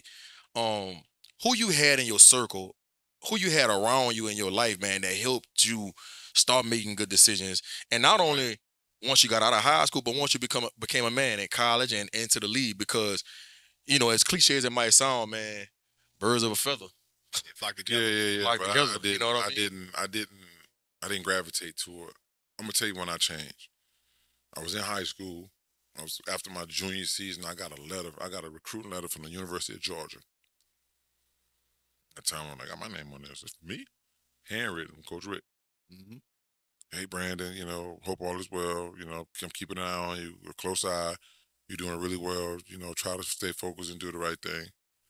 And I'm like, oh, I just got a letter from Georgia. Not Georgia when the Georgia they are now. Right. You know? But they were still competing for SEC No, championships. You know? No. Mm-hmm. So I'm like, and I got that one, and then I got another one from Tennessee. Farmer. Yeah, Coach Philip Farmer. Mm-hmm. You know, so I'm like, so now, junior, senior year, no trouble. Got nothing. And that right there was just kind of, was the thing. It wasn't really nobody. It was more them letters that I got. I was like, wait, this for me? They see me. Right. I got to see myself now. So I started doing the right thing, man. Stayed out of trouble. Focus on getting better every time. I played football, played basketball. You know what I'm saying? I was on the football and basketball team at the school. Track. You know what I'm saying? Ran track, couple meets. You know what I'm saying? So it was. So you didn't have a mentor in a sense, no part of your career. And I had a dude, like outside my family that, you know, was that dude by the name of Corey Johnson. I called him Chicken. He was one of the guys that made sure I had like my stuff like he was always around. He buy me gloves and he buy me like wristbands and like stuff like that, and like just keep it, you know, just kept me not having to worry about it. Yeah. Found a way to get that type of stuff, you know what I'm saying? So, but outside of that, man, I just, you know, I was just focused. I was just locked in. Bro, that's unconventional. Yeah. Like I was just locked in. Like I tell these kids all the time, like I coached my kids like my son's 16. I coached a group of kids from the age of 8 all the way up. Right. So they were fortunate enough to have me. I said, bro, I ain't have me when I was y'all. Right. You know, we ain't like Dalton Head and none of them boys wasn't trying to come to no. Right. To come see nothing. Him or another other guy there, Brad Muster at the time. Mm-hmm. Right. They wasn't trying to come see. No, they wasn't. They wasn't trying to come to Napoleonville, come to summer recreation, come meet you and do all. They wasn't doing none of that. You know, my first time I played in the Dome at Little League, the Super Bowl champion. I played there, but outside of that, I had never really been in the NFL arena, like nothing. Like, right. My first real NFL arena I've been in as a player was the Cleveland Browns, the first game of preseason, my rookie year. You know, but like even coming through college, man, like I was locked in so much. I had Jamal and them was at Alabama State, so I would run back and forth to Alabama State like with them. Right. You know, going back and forth between them, but I wouldn't get no trouble. You know, smoke a little weed. Right. That's just, you know, that's probably it. We never got caught. Right. Like none of that. It's amazing to stay so locked in on the task at hand. For real though. But not necessarily have that traditional mentorship. I think because I had a little bit of bad, I was good. Right. I would elaborate on it. I say that because I didn't have somebody consistently watching over me, telling me what to do or not. You can't do this. No, don't do that. You can't do this. You can't do that. Right. Can I go? No. Can I go? No. So I wasn't that much of a bad person. Right. I just wanted to indulge in it just a little bit. Little bit. Got my fix in it. So I knew what was important. I smoke weed, smoke a whole joint, whatever, pass it on, have a couple of drinks. But at the end of the day, I know I had to go to work. You know what I'm saying? So I think if somebody would have been so strict on me to try to keep me from doing that, I would have broke so many rules trying to do that. You'd have rebelled. Yeah, and I think because I had the opportunity to move around like I really wanted to. You said to make the better. To make. And then when when I was in high school, man, my auntie, I moved in like with my auntie. She was strict. Her and my uncle, like they ain't my cousins Chad and Ethan, them boys ain't getting no trouble. Like them boys wouldn't, my auntie wasn't going for that. Right. She wasn't going for none of that, and she wasn't going for like with me either. But I was a little different than like than them. So I wandered around. I did stuff. I was always home when I needed to be home. Right. I ain't got no trouble. I'll be across town. I'll be over there with me and my boy Derek. He done found his daddy weed. We packed up behind the trailer, smoking weed like that. Like that's high school. I'll go back home. But before I go back home, I go to the pop and go. I'll grab some gum. I'll walking home from gum store. They wouldn't. But here's the question I got for you, right. By having that kind of mentality growing up, right? You think that also impacts you as a parent? Like, are you that kind of parent? Let's talk about that. Yeah. So I was just talking like this morning to my mother-in-law about drugs and all of that, what these kids are getting into like these days. We was talking about peer pressure and this, that, and the third. And I'm like, well, my kids ain't gonna never have to worry about no peer pressure because the minute they say, I'm thinking about doing, we gonna do. Right. We gonna do. Right. Right. Like, I ain't about to let you go out here and try to find somebody with some weed, got fentanyl, all kind of other crazy stuff in it. I ain't about to let you go out here and be on and try to be in an unsafe situation. Right. I know what I got ain't no fentanyl. We gonna go sit in the backyard. The minute they talking about they interested, we gonna go sit in the backyard and I'm gonna blow his head clean off. That's just my parenting. I'm like, so you ain't gonna do it no more when I'm with you, and you gonna and every time we light up, you gonna finish every time. Yeah. You know what I'm saying? So it's just like more like, so me as a parent, I don't want my kids to indulge in nothing like that, but it's inevitable. It's inevitable, man. Like, especially with everything they see. Yeah, with everything they see, you got stuff going on social media. A lot of this stuff is inevitable, man. And the minute, I had to get my wife to understand too. Like, she's like, no, you what? I'm like, yes, I am, because it's inevitable. They're going to do this anyway. They're going to do this at some point. And the stuff that they could be getting could be something that's really, really, really bad. Like, they could get some stuff that can kill them from touching it. Correct. And I don't want them to have to be going through none of that type of stuff. I'd rather be the one say that if you could promise me you can keep your head on straight and do what you need to do and don't get in no trouble, man, we gonna rock. I got a cousin. His never daddy heard it from that perspective. Yeah. As a nah, dad. but I never heard it from that. It's interesting because I got a cousin. It wasn't weed, but it was alcohol. My cousin, his daddy, didn't want them to drink alcohol with outsiders. He'll be like, man, if you want to have a drink, come drink with me. Drink at the house because you don't need to be having drinks outside of it. Exactly, because somebody will put something in your drink. You You got all these different drugs, people putting in your drinks and stuff like that. And to this day, my cousin, he drank. Right. He ain't know, but he's not a drinker. He's not a drinker. And I think it's because his daddy, I'm talking about, we was in high school, bro. Like junior year. Him and his daddy in the back, they drinking some whiskey. And I think that gave him the awareness early to be aware of, like, not going outside and having drinks with unfamiliar people, because you never know what somebody might put in your drink, or if you walk off from your drink. Correct. Different stories you didn't heard when you was in college and stuff like that. So you want to avoid that as a parent. You don't want to put your kids in a situation. And I know some parents like I tell my the same thing when you start talking about sex, right? Yeah. And I ask my wife like stuff like this, and I'm like, so you got two sons. Where would you rather them get caught doing it at? Your house or her house with him? Yeah. The dad, when you don't know, he just catch his daughter doing something crazy, and you don't know what's on his mind. Now you got my son in this unfamiliar situation, or this unfamiliar place. Right. Practically got to fend for his life pretty much, because you don't know. This man just caught his child having, sex. Yeah. But if that happened at my house, that little girl not in no danger. I'm just gonna say, man, call your mama. Call your mother. We're gonna get this thing out here, because it's on.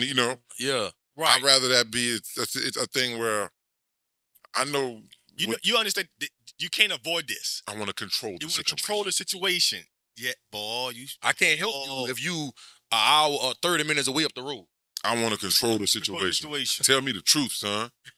And all the boys I coach now, I even tell them all, like, I'm so cool with all the boys I coach. I mean, got a lot of them with Division I offers. I got a Snapchat group with them, because that seems the only way them clowns communicate. Right. For some reason. Right. But, yeah, so you got that. I say, listen, if any one of y'all ever get in any trouble, call me before you call your damn mama and your daddy. And I told all their parents that. I said, well, your son going to call me if he get in trouble before he calls you. No doubt. Or your husband. He going to call me first just to let you know so I can get to the bottom of what's really happening. What's really happening. So I have something to bring you. Correct. And not a scared kid with something to bring you. Might say something that never happened or whatever it is. Right, for real. So we're going to get out of it first. We're going to work through it. And then we're going to tell you what's going on. We're going to tell you what's going on. I'm going to tell you what's going on. But I want to be the one to be there, to help them through it because you might not be, you might be seeing red. You might not be able to handle a situation like me.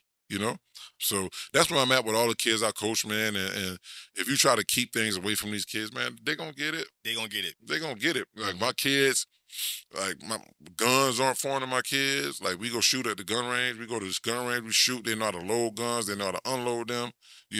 Take the clip out, pop one out the chamber. They know how to do all that. So if they ever somewhere where they see at a friend's house and they see somebody's gun, they're going to know how to disarm it. They're going to know how to do all that. Like, curious kids do stuff. Like curious kids is the ones that cause problems. Honestly, real talk. Man, mom and dad been hiding that gun forever. Look, they finally left it out. Right. And next thing you know, you come back home to one kid, and the other one that shot the other one is scared as hell. He didn't even call you when you was away to tell you it happened. You coming home to a dead kid on your floor, bleeding, and he don't know what to say. Bro, you stay here in freak accidents like that too. A lot. It's repetitive. Yeah. Repetitive. Yeah. So with that being said, man, like my kids, they familiar with all of that. They know how to shoot guns. They didn't shot guns before. You know what I'm saying? Like they didn't seen guns around the house. Like I had an AK-47 at home that I take out, take it, unload it, pop the clip back in, boom, boom, boom, and give it back. Where you do it. It's over. Like that don't move them. That don't move. There's nothing they're curious about. So when these kids are curious, it's when all kinds of stuff, they get themselves in all kinds of trouble trying to do what they're curious about, right? Just like this. You can't kill their curiosity. You can't. You can't. I can't kill yours as a grown man, and you can't kill mine, right? I'm interested to know what this is like. Yeah. I want to do that. Yeah. Like right now, can't nobody talk me out of skydiving like this summer. I'm skydiving. I want to know what it's like. Yeah. Right. You're not going to, ain't nobody going to say, well, you really shouldn't do that. Get what? Yeah, what? The parachute don't open. I done did my best I can do. I'm not here. I'm gone. Gone. But that's more how I parent, man. Like, I'm not real strict on them boys, man. Like, it's just like. Now, you think you're that way because you have sons? Now, what would your position be different if you have I have a daughter. She's 16. And I have a son who's 10. So my parent skills. I have one. I have a daughter. Oh, so she's in the sports. She play basketball. I tell her the same thing, baby. You better tell me the truth. I ain't here. Like, I might be disappointed in you, but we gonna get through it. We gonna get through it. Yeah, that's how I am. We gonna get through it. I might be disappointed. Till I probably can't be no more disappointed. I tell my we daughter gonna get through it. I'm gonna look at you in your face and say, you made a mistake, but we gonna get through it, and we gonna go. We gonna grow. We gonna get better from it. Now you didn't grow up with your father in your life, correct? No. How much did that affect you psychologically when you was growing up as a kid? Didn't at all. I never had it. So you didn't have the friends that had a father, and you kind of was like, damn, I wish I had that. Yeah, it was all cool though. Like, nah, like I had guys we had friends that had dads. They were just guys around the neighborhood, running, working, doing stuff. I had an uncle who helped raise me. Okay. You know what I'm saying? And all I ever saw him do every day was every single day for years, 5 days a week, I saw him get up, go to work, come home at 5. Get up, be to work for 7, come home at 5. Monday through Friday. That's all I was working with the police jury, putting tar down on the highways and making sure the places, the grass and all is cut and parish and all that other stuff. I saw him do that for years. Right. Did y'all like interact? Yeah. Okay. Yeah, we interact. You had a okay. He ain't come to no games. Oh. He ain't do none of that. That didn't affect you? No, that didn't affect me. That man was feeding me, man. That man was feeding me. He had a different mindset, man. Cause my dad wasn't in my life like he should have been. I've been playing sports since I was 8 years old.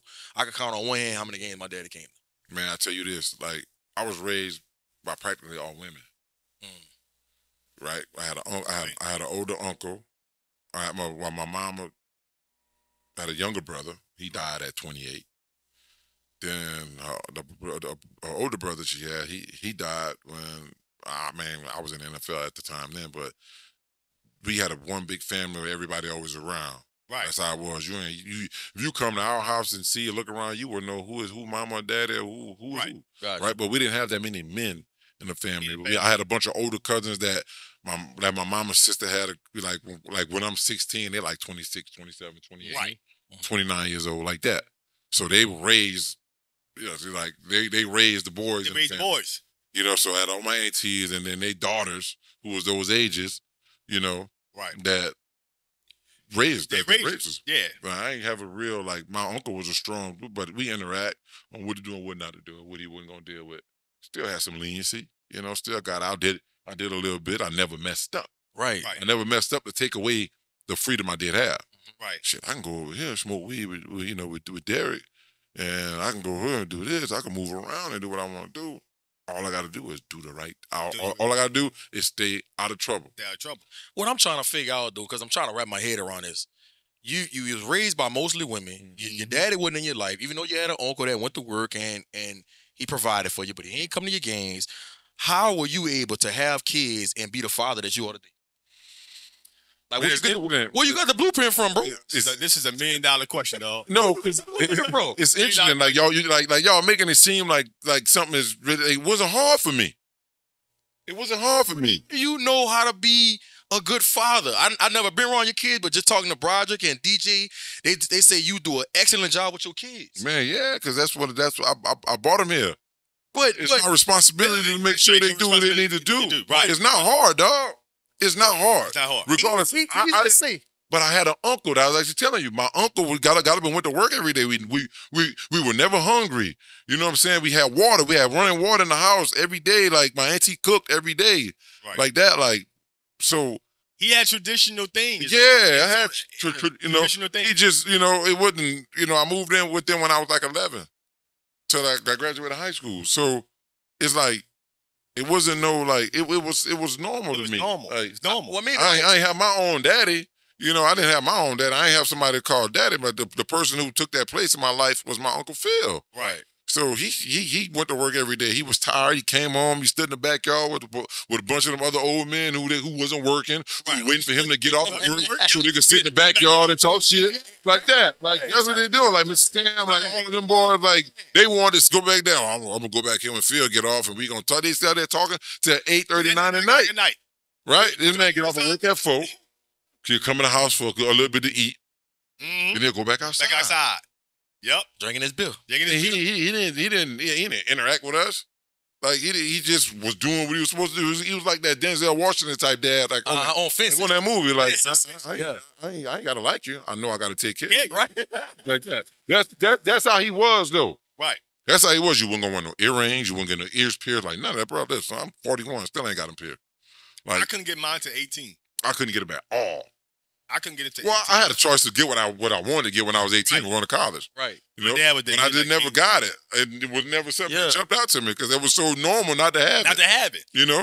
So normal not to have it. I just think your story is so unconventional and uncommon, dog, because I had to learn how to be a father from watching some of my partners that I went to college with, how they was with their dads and how their dads was with them.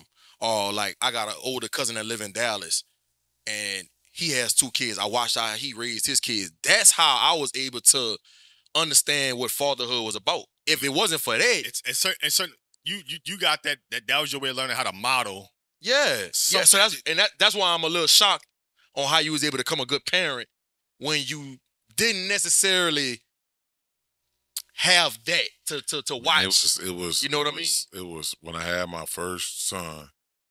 Like, it was like different. Like, but I knew right then. I said, man, this little dude is my heart. Like, I'm gonna do whatever I need to do for him. Right. Like, I'm gonna do whatever I need to do for him. At the same time, while I never missed nothing as a kid, I knew I needed to give him that. Like, I didn't get everything I wanted as a child because we didn't have it like that. But I was fed and I was clothed. Now, whether it was. We wore uniforms at school, so Yeah, that wasn't. You ain't need clothes throughout the week. You know what I'm saying? Yeah. So I only needed a little bit. Right. You know, so I bet, but like with my kids, I wanted to give them the world, man. I wanted to be able to be there. I wanted to be the reason for them. I want my son to come sit down like this and have to do an interview and talk about when he gonna have to say, well, man, my dad was a good dad. Like he was around, like he was this, and that's where I got it from. I didn't get that like that because the only man who raised me was hardly around. He was working all the time. He was doing to make the best thing that he knew how to do to make sure we survived and to make sure, you know, my auntie was working. She had a job with the school board and like, you know, her daughters, Kim and Sherelle, like they'll go out, they'll go to work, you know, stuff like that. So, but just for me with my own kids, I wanted them to be, I wanted my kids to be like me, you know. Like I wanted them to be like athletes and stuff like that. Like and it's still like that now. To this point, I even tell my oldest son, like, bro, you gotta breathe. Like you can't just be going around here picking a girl to be with and she like 5'0". Like to go get you a big woman. For real. Keep this thing going. You gotta be mindful who you create with. We got a legacy we trying to make it. Yeah. So that brings me to my next question. You met your wife at Auburn? Mm-hmm. Okay. So take me back to when you met your wife and how she made a big impact on who you are as a person too. Well, bro, it was different because I met my wife at Auburn. I was in the computer lab. And I had my headphones. You know, back then you had the headphones, the little cloth over, but everybody and their mama, could hear what you're listening to. Right. Yeah. So I'm sitting there and I'm looking around, and this chick walk in there, and see, I'm being nice now. I ain't really even looking at her like this. Right. You know, I'm not looking at her like this. Right. I'm just being a upstanding gentleman. Yeah, with manners. Yeah. Right. You just have some manners. Common courtesy. Right. You know. So she sat down and I mute my little Walkman I had. I said, "Can you hear this? Is this bothering you?" She was like, "Nope, I'm good." Didn't say nothing to her after that. She didn't say nothing to me after that. My roommate said, "Man, I got this girl, man. She real cool. You know, I wanna, hook y'all up. Like, I wanna introduce y'all to each other." That was a thing back then. The same damn chick. It was the same chick. The same damn chick that I was in the computer lab. And y'all recognized each other? Yeah, I'm like, I've seen you. And what you call him? Like, yep, and we started talking from there. And she's from Georgia. Yep. Just chilling, vibing, just going out, like doing stuff. You know, we just hung. We just spent a lot of time with each other, even before we knew who we was. 3-4 months. 3 months. Yeah. We hadn't even considered ourselves boyfriend and girlfriend for 3 months. We were just hanging out. Yeah. That's it. Yeah. I know when I had to use the bathroom, I go home and use the bathroom. I wouldn't use the bathroom at her house. I would never do it. Right. You know what I'm saying? So we met there, and then, man, from there, I went to transfer from Auburn. She had graduated with a master's, and she was like, "I can come with you if you want." I'm like, what? Yeah, like, I can come on, like, okay. Right. And then that was it. Wow. So, that was it. So y'all been married how long? Ooh, 18 years. But y'all been knowing each other 20, right? That's a long time, bro. That's 2 decades. I'm gonna be real with you, and it's just my position. I could be wrong, but it's just how I feel, right? I think somebody's like you said, you've been married 18 years, right? I think that's a longer time in today's climate with these devices and everything we got going on in the world than somebody who's been married 30 years in a previous time.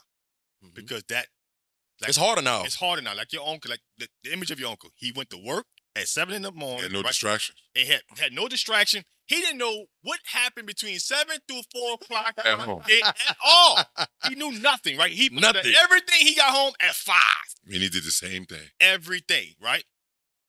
In today's climate, you can't get up at 5 in the morning, 6 in the morning, and not get a notification that every hour throughout the day. Or what happened, what went on, how you gonna solve it, you gotta work. It's that level of high intensity interaction. That's how relationship didn't happen. For 8 hours of the day, he ain't hit his woman's voice. Yeah, wasn't bothered all the time. No FaceTime. No FaceTime. Like none of that. None of that. No sharing, no Talked location. to his wife when he got home for a little bit. Yeah. She cooking. She cooking, cleaning up. After she get home from work, she cooking, clean up the house. We did our fair share. He'll come in from work, you see what's up, and he'll go outside and come back in, because she'll get home at 4:35 herself. Right. So routine was a pattern routine, right? Yeah. Now, if you had to have that same pattern routine, oh yeah, boring. I got, and there's nothing wrong with it, right? Yeah, I ain't got that. See, I ain't got that. I ain't got no nagging woman that always. That's big. You know what I'm saying? I ain't got major. That. Major. I can't even front. Like, I don't. With these devices, we everybody sharing information about datings and God knows what and blah blah blah all day every day. Now, I will say this: like having like throughout the time, like having like social media and all that stuff makes it hard to stay locked in. Mm-hmm. It's hard to stay locked in, because I say that because I know where my bread is buttered. I know where my loyalty lies. Correct. Right, but you see all of this, like, and like for like me, like, oh, shit, I could have her. I know if I put forth just a little bit of effort, I can bring her in. Yeah, I'm not broken. I'm not a bad looking dude. Right. I can so like sometimes like that having these devices kind of step in the way of that. You know what I'm saying? Right. So then you have your ups and downs, but then you got to get strong too. Like you got to be like, man, listen, man, like talk like, listen, this getting hard on me. Like, I have conversations like this is tough. Yeah, this is hard. Like, say, what you mean? Why is it so easy for me, but it's so hard for you? I'm like, it's just temptation is just it's hard. It's hard for me. It's hyphen. Yeah, like I'm not as strong as you when it comes to this stuff. Like I see this right here, like bro, like right. So you know what I'm saying? So it made it hard. But they got BBL today, man. Yeah, but it's so much like. BBL.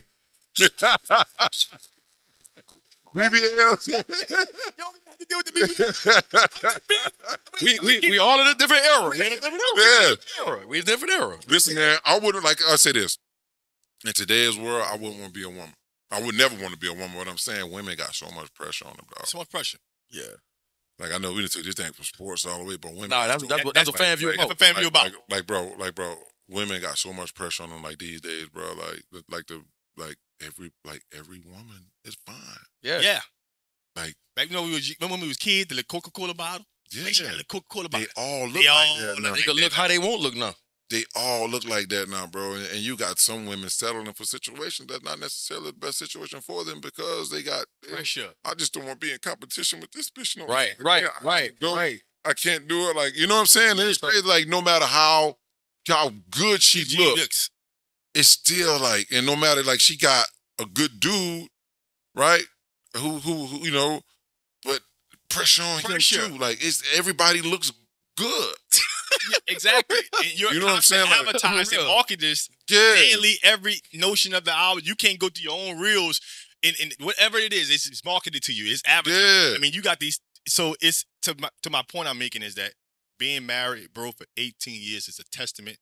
It's to me, I put that in an epitome of somebody in the previous generation who been married 40, 50 years in today's climate. I hold it to the same weight. If that makes sense. Because it's tougher to make it 18 years in today's climate as a husband, married, to do in the previous time. I hold the two to the same weight, bro. And I'm proud of that, ain't that many men. I was divorced. Yeah. I was divorced 7 years in. But I got divorced after 4 years. So I hold it to a high testament when I can hear a man that says, man, I was married for 18 years. That come from my era. We all graduated around 03, 04. So 7 years and you did 4? Yeah. So which is like, I told my wife, I said, man, if we get a divorce, I'm not marrying nobody else. See, that's the problem I got. I'm not marrying nobody else. And she was like, well, then why? I'm like, I'm not marrying nobody else. I got a little bit of time left. I still got to worry about the balls.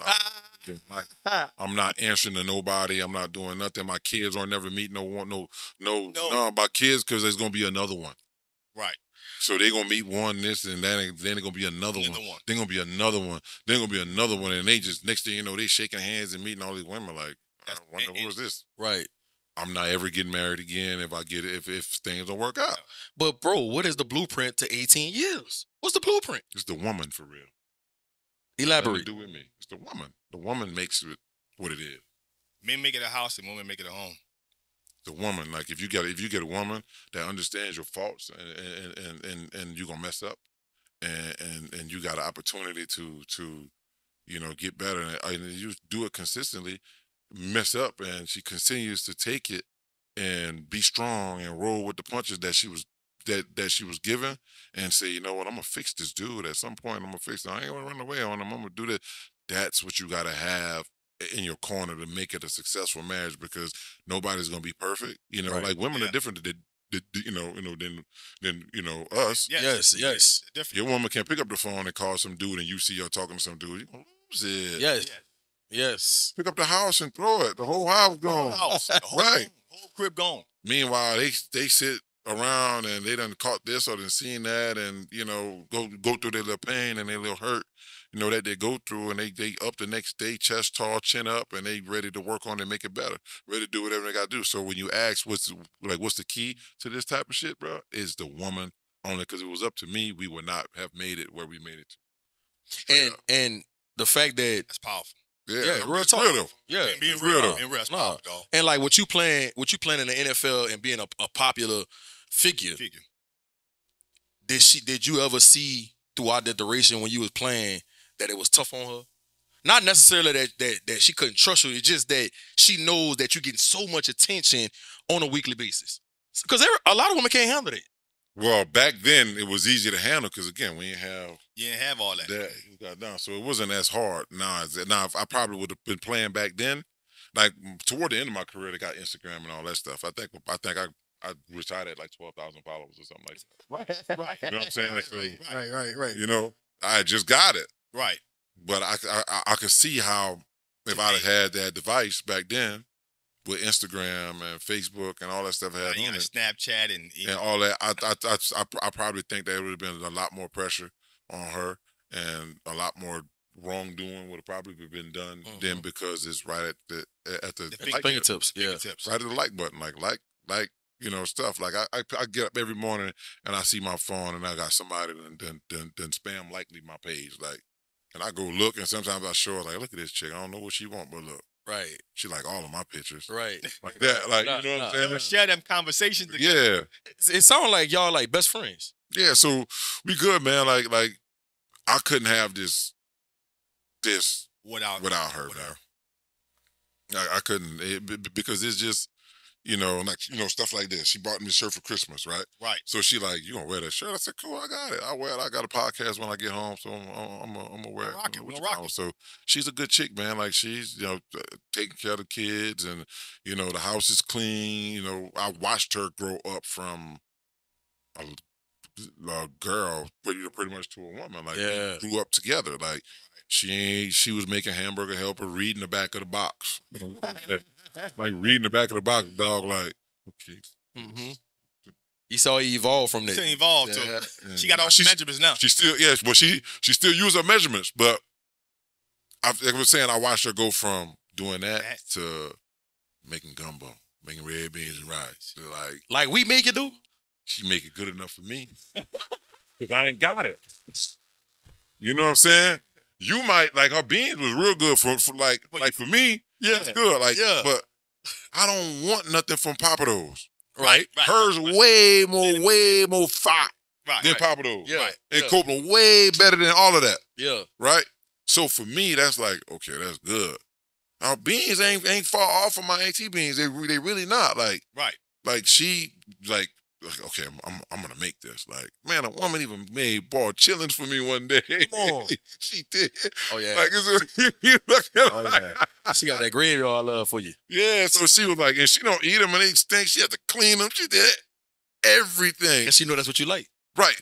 They were decent. Wasn't great. Right. Decent. Right. The effort is what matters. The effort was matters. Thought. Right. Yeah. So, I mean, I ate a good bit of them because, again, throw some hot sauce on it makes everything. Oh, you're right. You're right. You're right. Get ready to, get into your fave. I mean, like, I got to tell this. The one time, though, my favorite dish was pork and beans at the time. Like, I love pork and beans. It's just my dish. My mama made the dish at the time. Boy, one time my ex-wife made that dish, dog. And I ate pork and beans so much, I could know the texture. I had the recipe down. This is how you do it. Don't screw it up. You can mess up any other meal you want. Don't mess this one up. Right. Mama, one time coming home, bro, I tasted number ketchup in it. Oh. Listen to me, bro. I know she had to be hurt. I walked out, looked at that pot. What? Give me this pot. Went outside, threw the whole pot away. I don't want this. You're not serving this to nobody else. I know she was hurt. I instantly, look at this pot. What you do? I like it. I don't care how you like it. It's my favorite dish. Don't do it this way no more. Bro. Listen, bro. Trust me. That's the kind of crazy stuff. I do that like repetitively, but I did that. Yeah. It's just one of those things where, like, I wouldn't been in on that. Nah. It's crazy. The last thing I want to ask you about right before we get into your favorites, man, let's talk about your son Braden Jacobs, man. One of the best offensive linemen in the country for 2025. I mean, he got some of the most prestigious offers in the country. Talk about that process, man, going through that with him and helping him make one of the biggest decisions of his life. Totally different than what I went through when I was being recruited, man. These kids got NIL they're looking at now. These coaches could do extra. They could do extra for them Right now. And right now he had this. I'm kind of staying out of it, to be honest with you. I really don't have a whole lot to do with it. So you don't go on the visits with him and stuff? Yeah, I do. I go on visits with him. Like sometimes I do, sometimes I don't, because I do radio too. So like this year, I've been doing ESPN radio on Sundays. So sometimes I can't go too far because I got to be back for my show. Gotcha. I missed out on the Florida State game we went to, and they played Miami. I was supposed to go there. I had radio the next day, so I couldn't go. Like, it's stuff like a lot of stuff that I don't agree with college recruiting and the way these kids are transferring and all that stuff. I give him processes that's going to keep him from doing that. You know, I say, okay, bro, we got all of these schools right here. Let's go through, see how many freshmen they got. You're a junior. Let's go see how many freshmen they got that going to quite possibly be there when you're there. And how many guys they have commitments from. In your class. No, not in the class before him. Oh, yeah, 24 too, yep. So I said, we're going to go through, we're going to look at this and see whichever one that has the better plan for you to grow and get better to go to the next level. If you're willing to go to this place and sit out and get better, get stronger, you're willing to go to the Alabamas, the Georgias, the Tennessees, stuff like that, to sit out and get bigger, stronger, faster, be okay with our plan, maybe your first two years. Right? I seen you post this. College. So, or if you feel like you want to go somewhere and play now, you need to go to a school where you can Georgia Tech and be the highest recruit that they have ever had, and you're going to start day one. And you're going to play 3 to 4 years, and you're going to go to the league. Yeah. Which one do you want to pick? So he's like, well, me, myself, as a father, knowing what this NFL is about in college football and all this other stuff, I want him to be prepared and ready for any situation he can be in. I don't want him to have to go to a LSU or Alabama or something like that, and the man right in front, and he's second string, and the man in front of him get hurt. Now, you ain't really ready. You got to jump in. Now, you forced in. I want you to go where it's like 3 on the depth chart. And then if you put on bad tape. Yeah, you got bad tape, and now you possibly discouraged. You want him to earn it. Do it, yeah. Now you discouraged. This man just ran through your whole life, and you on your back. You just got bull rush, nasty. You on your back, and you done gave up a sack fumble. Yeah. At 8:30 in Death Valley, where everybody looking at you. Yep. And now you don't want. And now you got social media to enhance where everybody calling your head. Overtime sports, all these people posting, and now you looking up in your feed and you getting destroyed. I want you to be prepared. Prepare for that. For anything possible. Like, when he do bad stuff and I catch it, I post it. People come on there to make their comments, and people, they give me credit like, bro, I don't know how you do it, but it takes a lot for a man to post his son getting beat. I post it because I let people see. Hey, it ain't all hunky-dory over here. It ain't all great. He ain't perfect. He gonna get beat too. Right. You know? So I want him to be ready for any situation when it comes to that. And the only way I know for sure he's going to be ready, if he go to one of them big schools and he wait a year, wait 2 years, get stronger, learn how to be in college, learn how to be accountable to a team, learn how to have somewhere where you don't have no parent structure to tell you when to come in the house, telling you what to eat, telling you, what you can do, what you can't do. You have to now take yourself and put yourself in a different situation. And, well, okay, it's 2 o'clock in the morning. If I really want to get up and leave right now, I can really get up and leave right now. Can't not nobody tell me. Right. You have to learn how to live that type of life and keep things on a positive side. So that 1 year in college, that first year, that second year in college is going to give him that. Right. Before he got to line up and kick slide as a starting tackle. Right. On Saturday to be accountable to all of these guys. Now you're a freshman, versus being a freshman and making these same mistakes.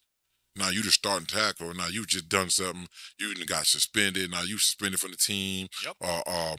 Or you done stayed out too late. You got drunk.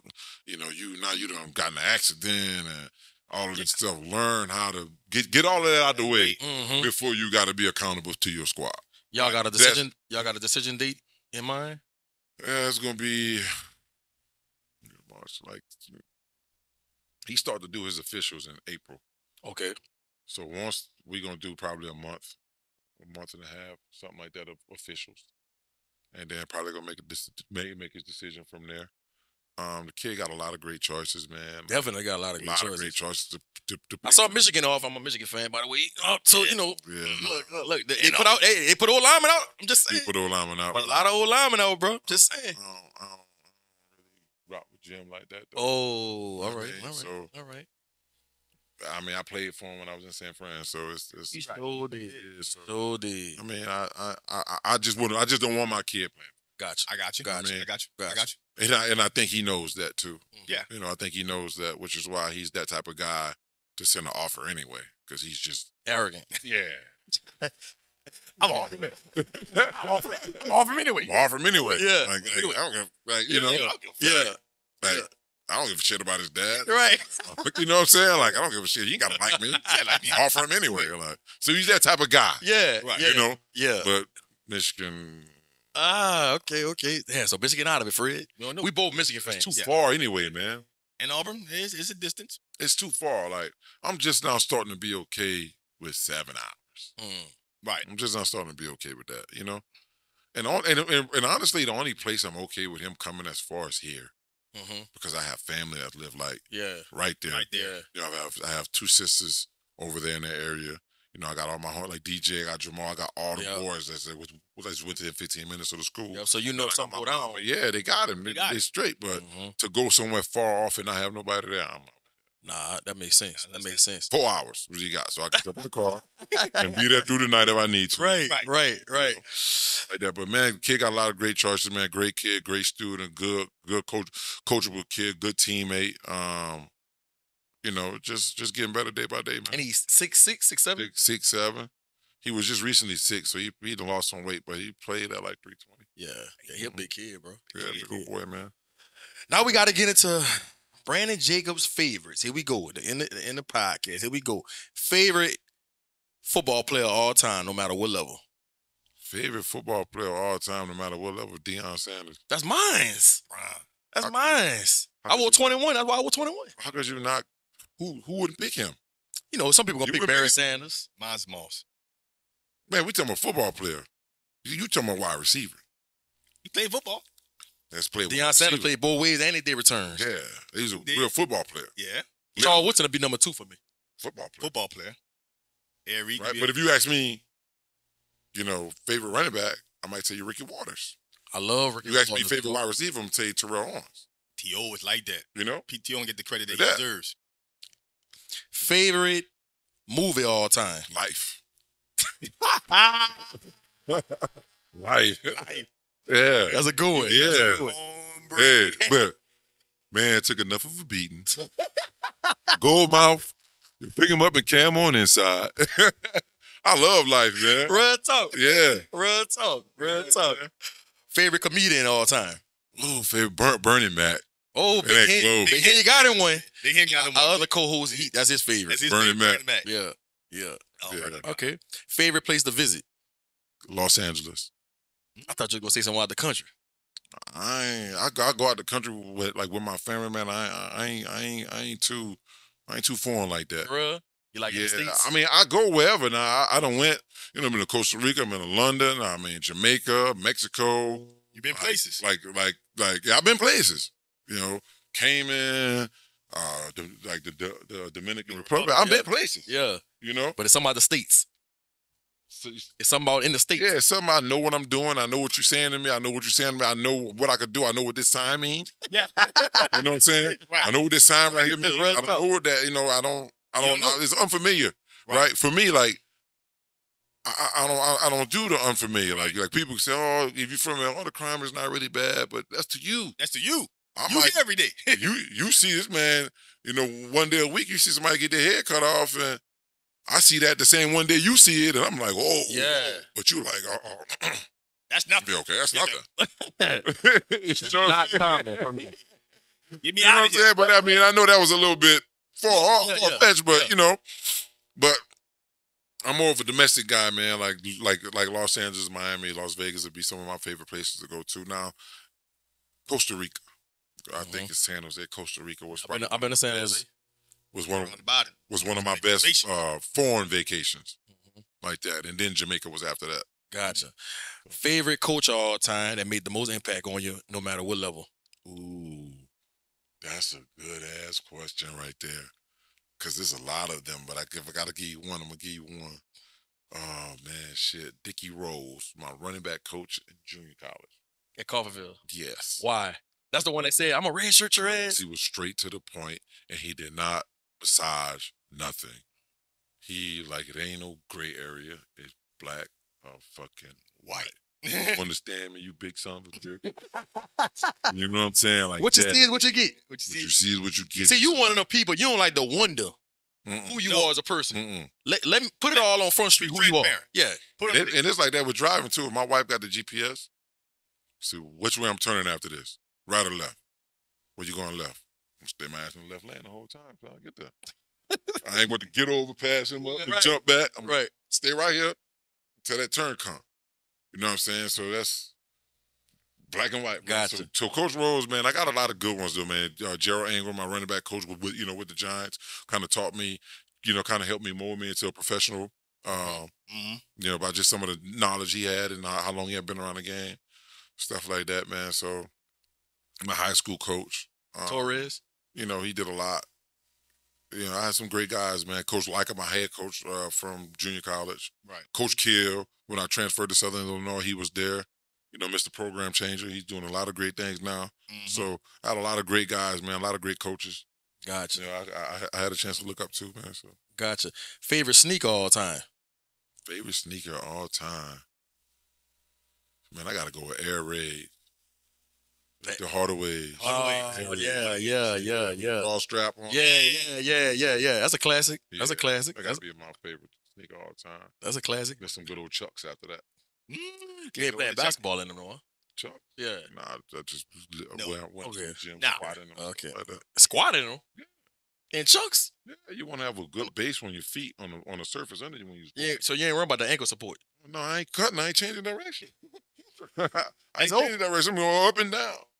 Got a point. You either squat barefooted or do it in Chucks. Gotcha. If Brandon Jacobs wouldn't have made it to the NFL, what would Brandon Jacobs have done with his life? Man, that's a good question. That's a good question. Probably nothing. I just told y'all what I just told y'all. I had no plan B. I have no plan B. I had to make it. I have no plan B. Plan A. And that's it. This shit gonna work.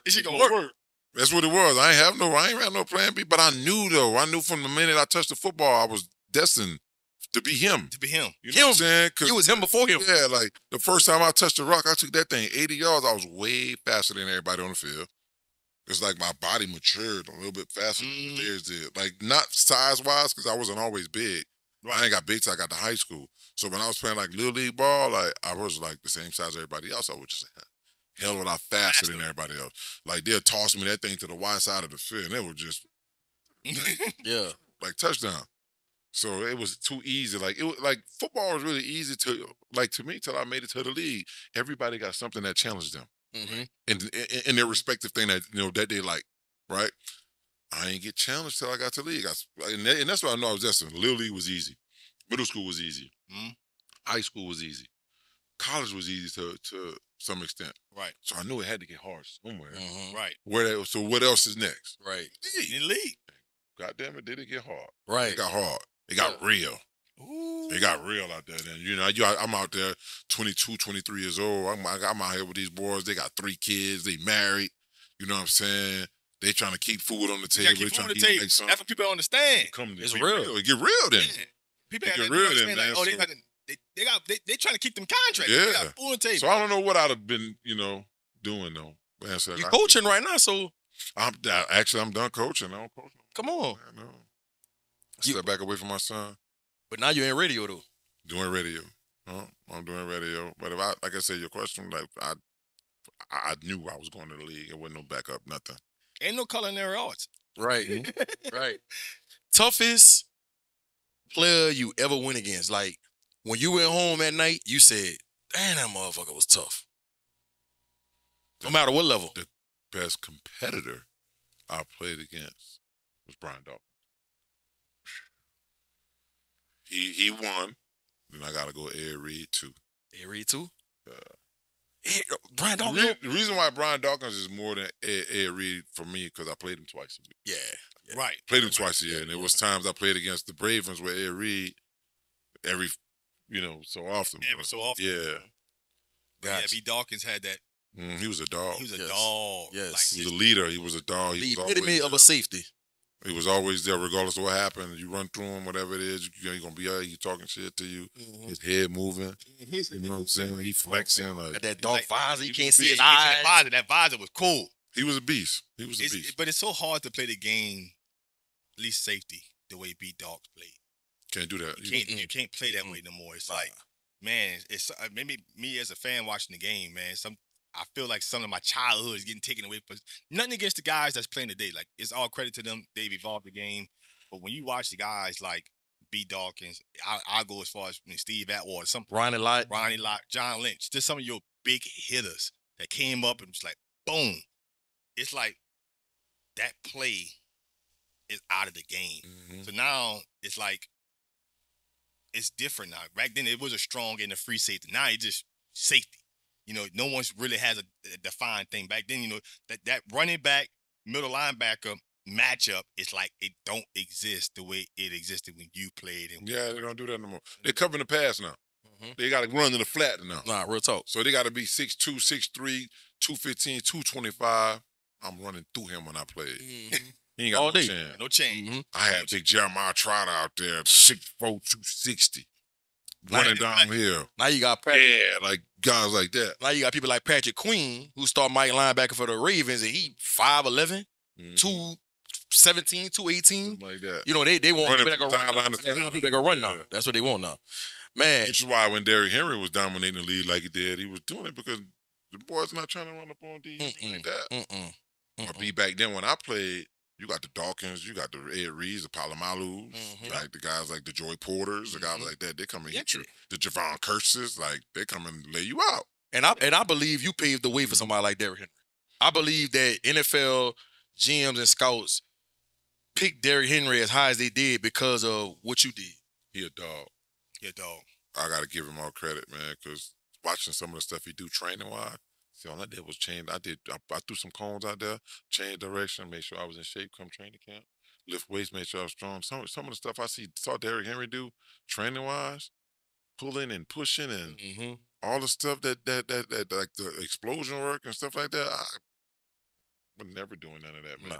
Nah. I don't know where I would have been if I would have did that type of stuff, but just watching the way he trained and watching how explosive he is, he's just different, man. Like Derrick, I mean, he last couple of years hadn't really been what he wanted to be. He was hindered by some injuries and stuff like that, but man, the boy's a dog, man. Yeah, no doubt. I like watching him. No doubt.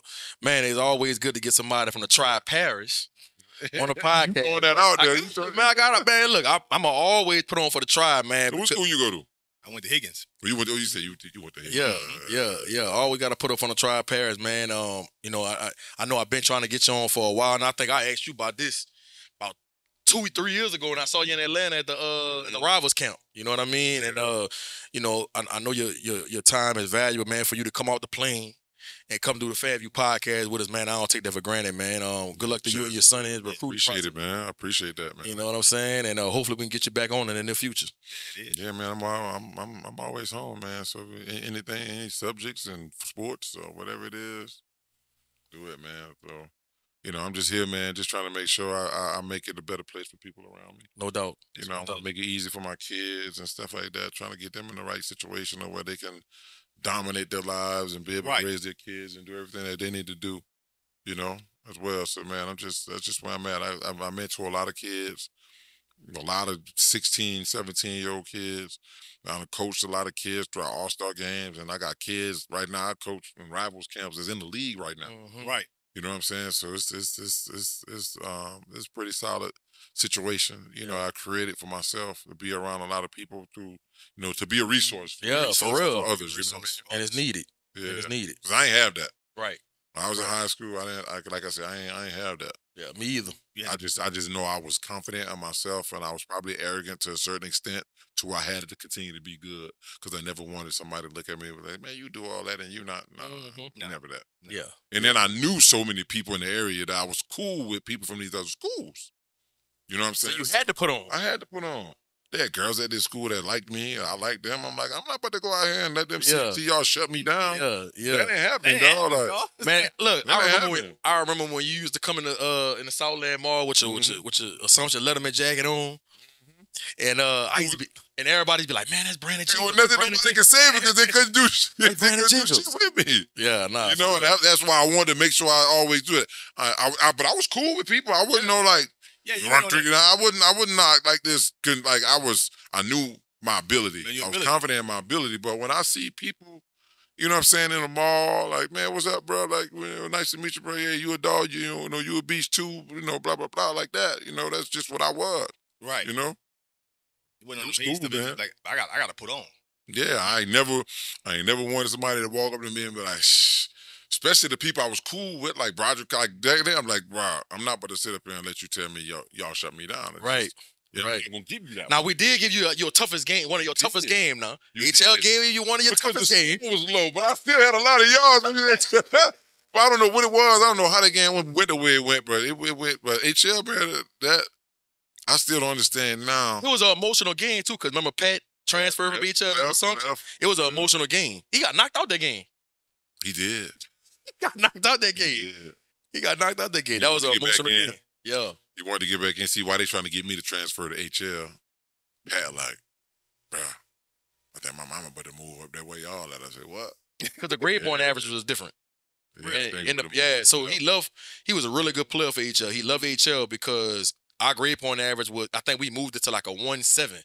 But in the Assumption Parish, you only had to have a 1.5 to be eligible. Something like that. So they moved to Assumption Parish so he could be eligible to play football. And what do you had, like 17 sacks or something like that? That man was a killer. Oh, my God.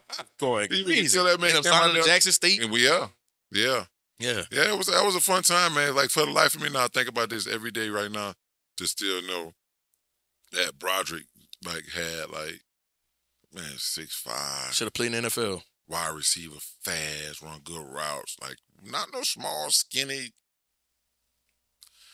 like it looked like he was floated when he ran, like, and he was hoop dreams. Yeah, and I wish he could have kind of stayed. He came to Coffeyville. He told me he came with it for a little while. Yeah, a little bit, but just couldn't do it away from home thing. Right.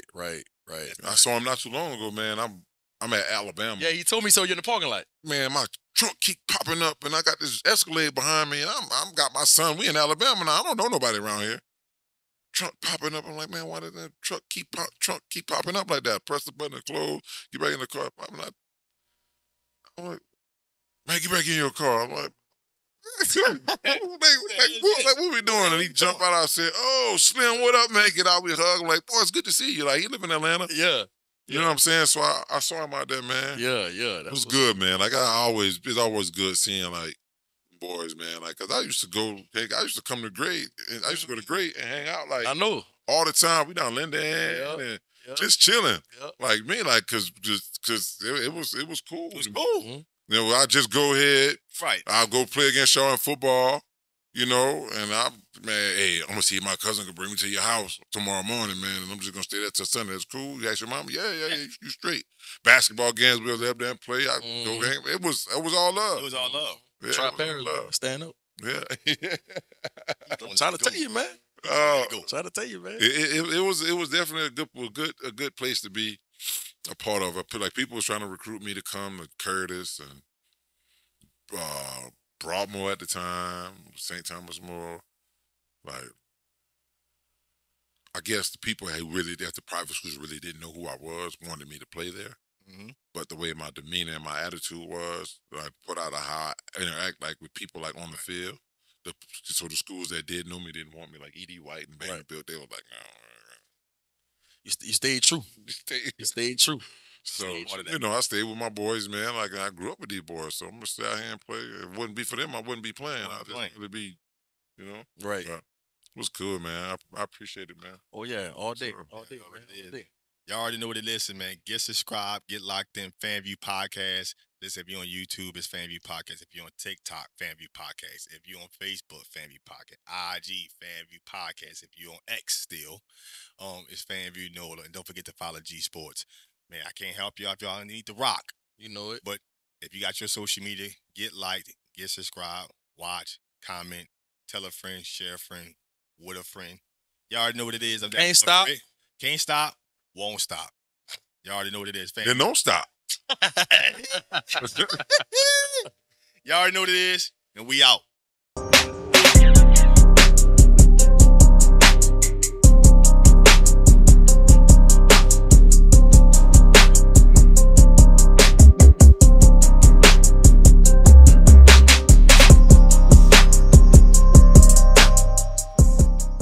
Step Construction is here for you with a brand new offer. We now provide affordable storage sheds. Stop wasting your money on overpriced storage units and portable containers. Step Construction can provide you with a custom shed that will fit your budget and storage needs. So contact Step Construction today at 504-340-5809 for your own personal quote. Let us help you take the next step at Step Construction. It's DatBoyFred, host of FanvVew Podcast. Tune into the NOTN app, weekdays, 3:30 for the FanvVew Podcast. Go to NewOrleansTalkNetwork.com to watch more episodes of FanvVew Podcast. Don't forget to like, subscribe, and watch.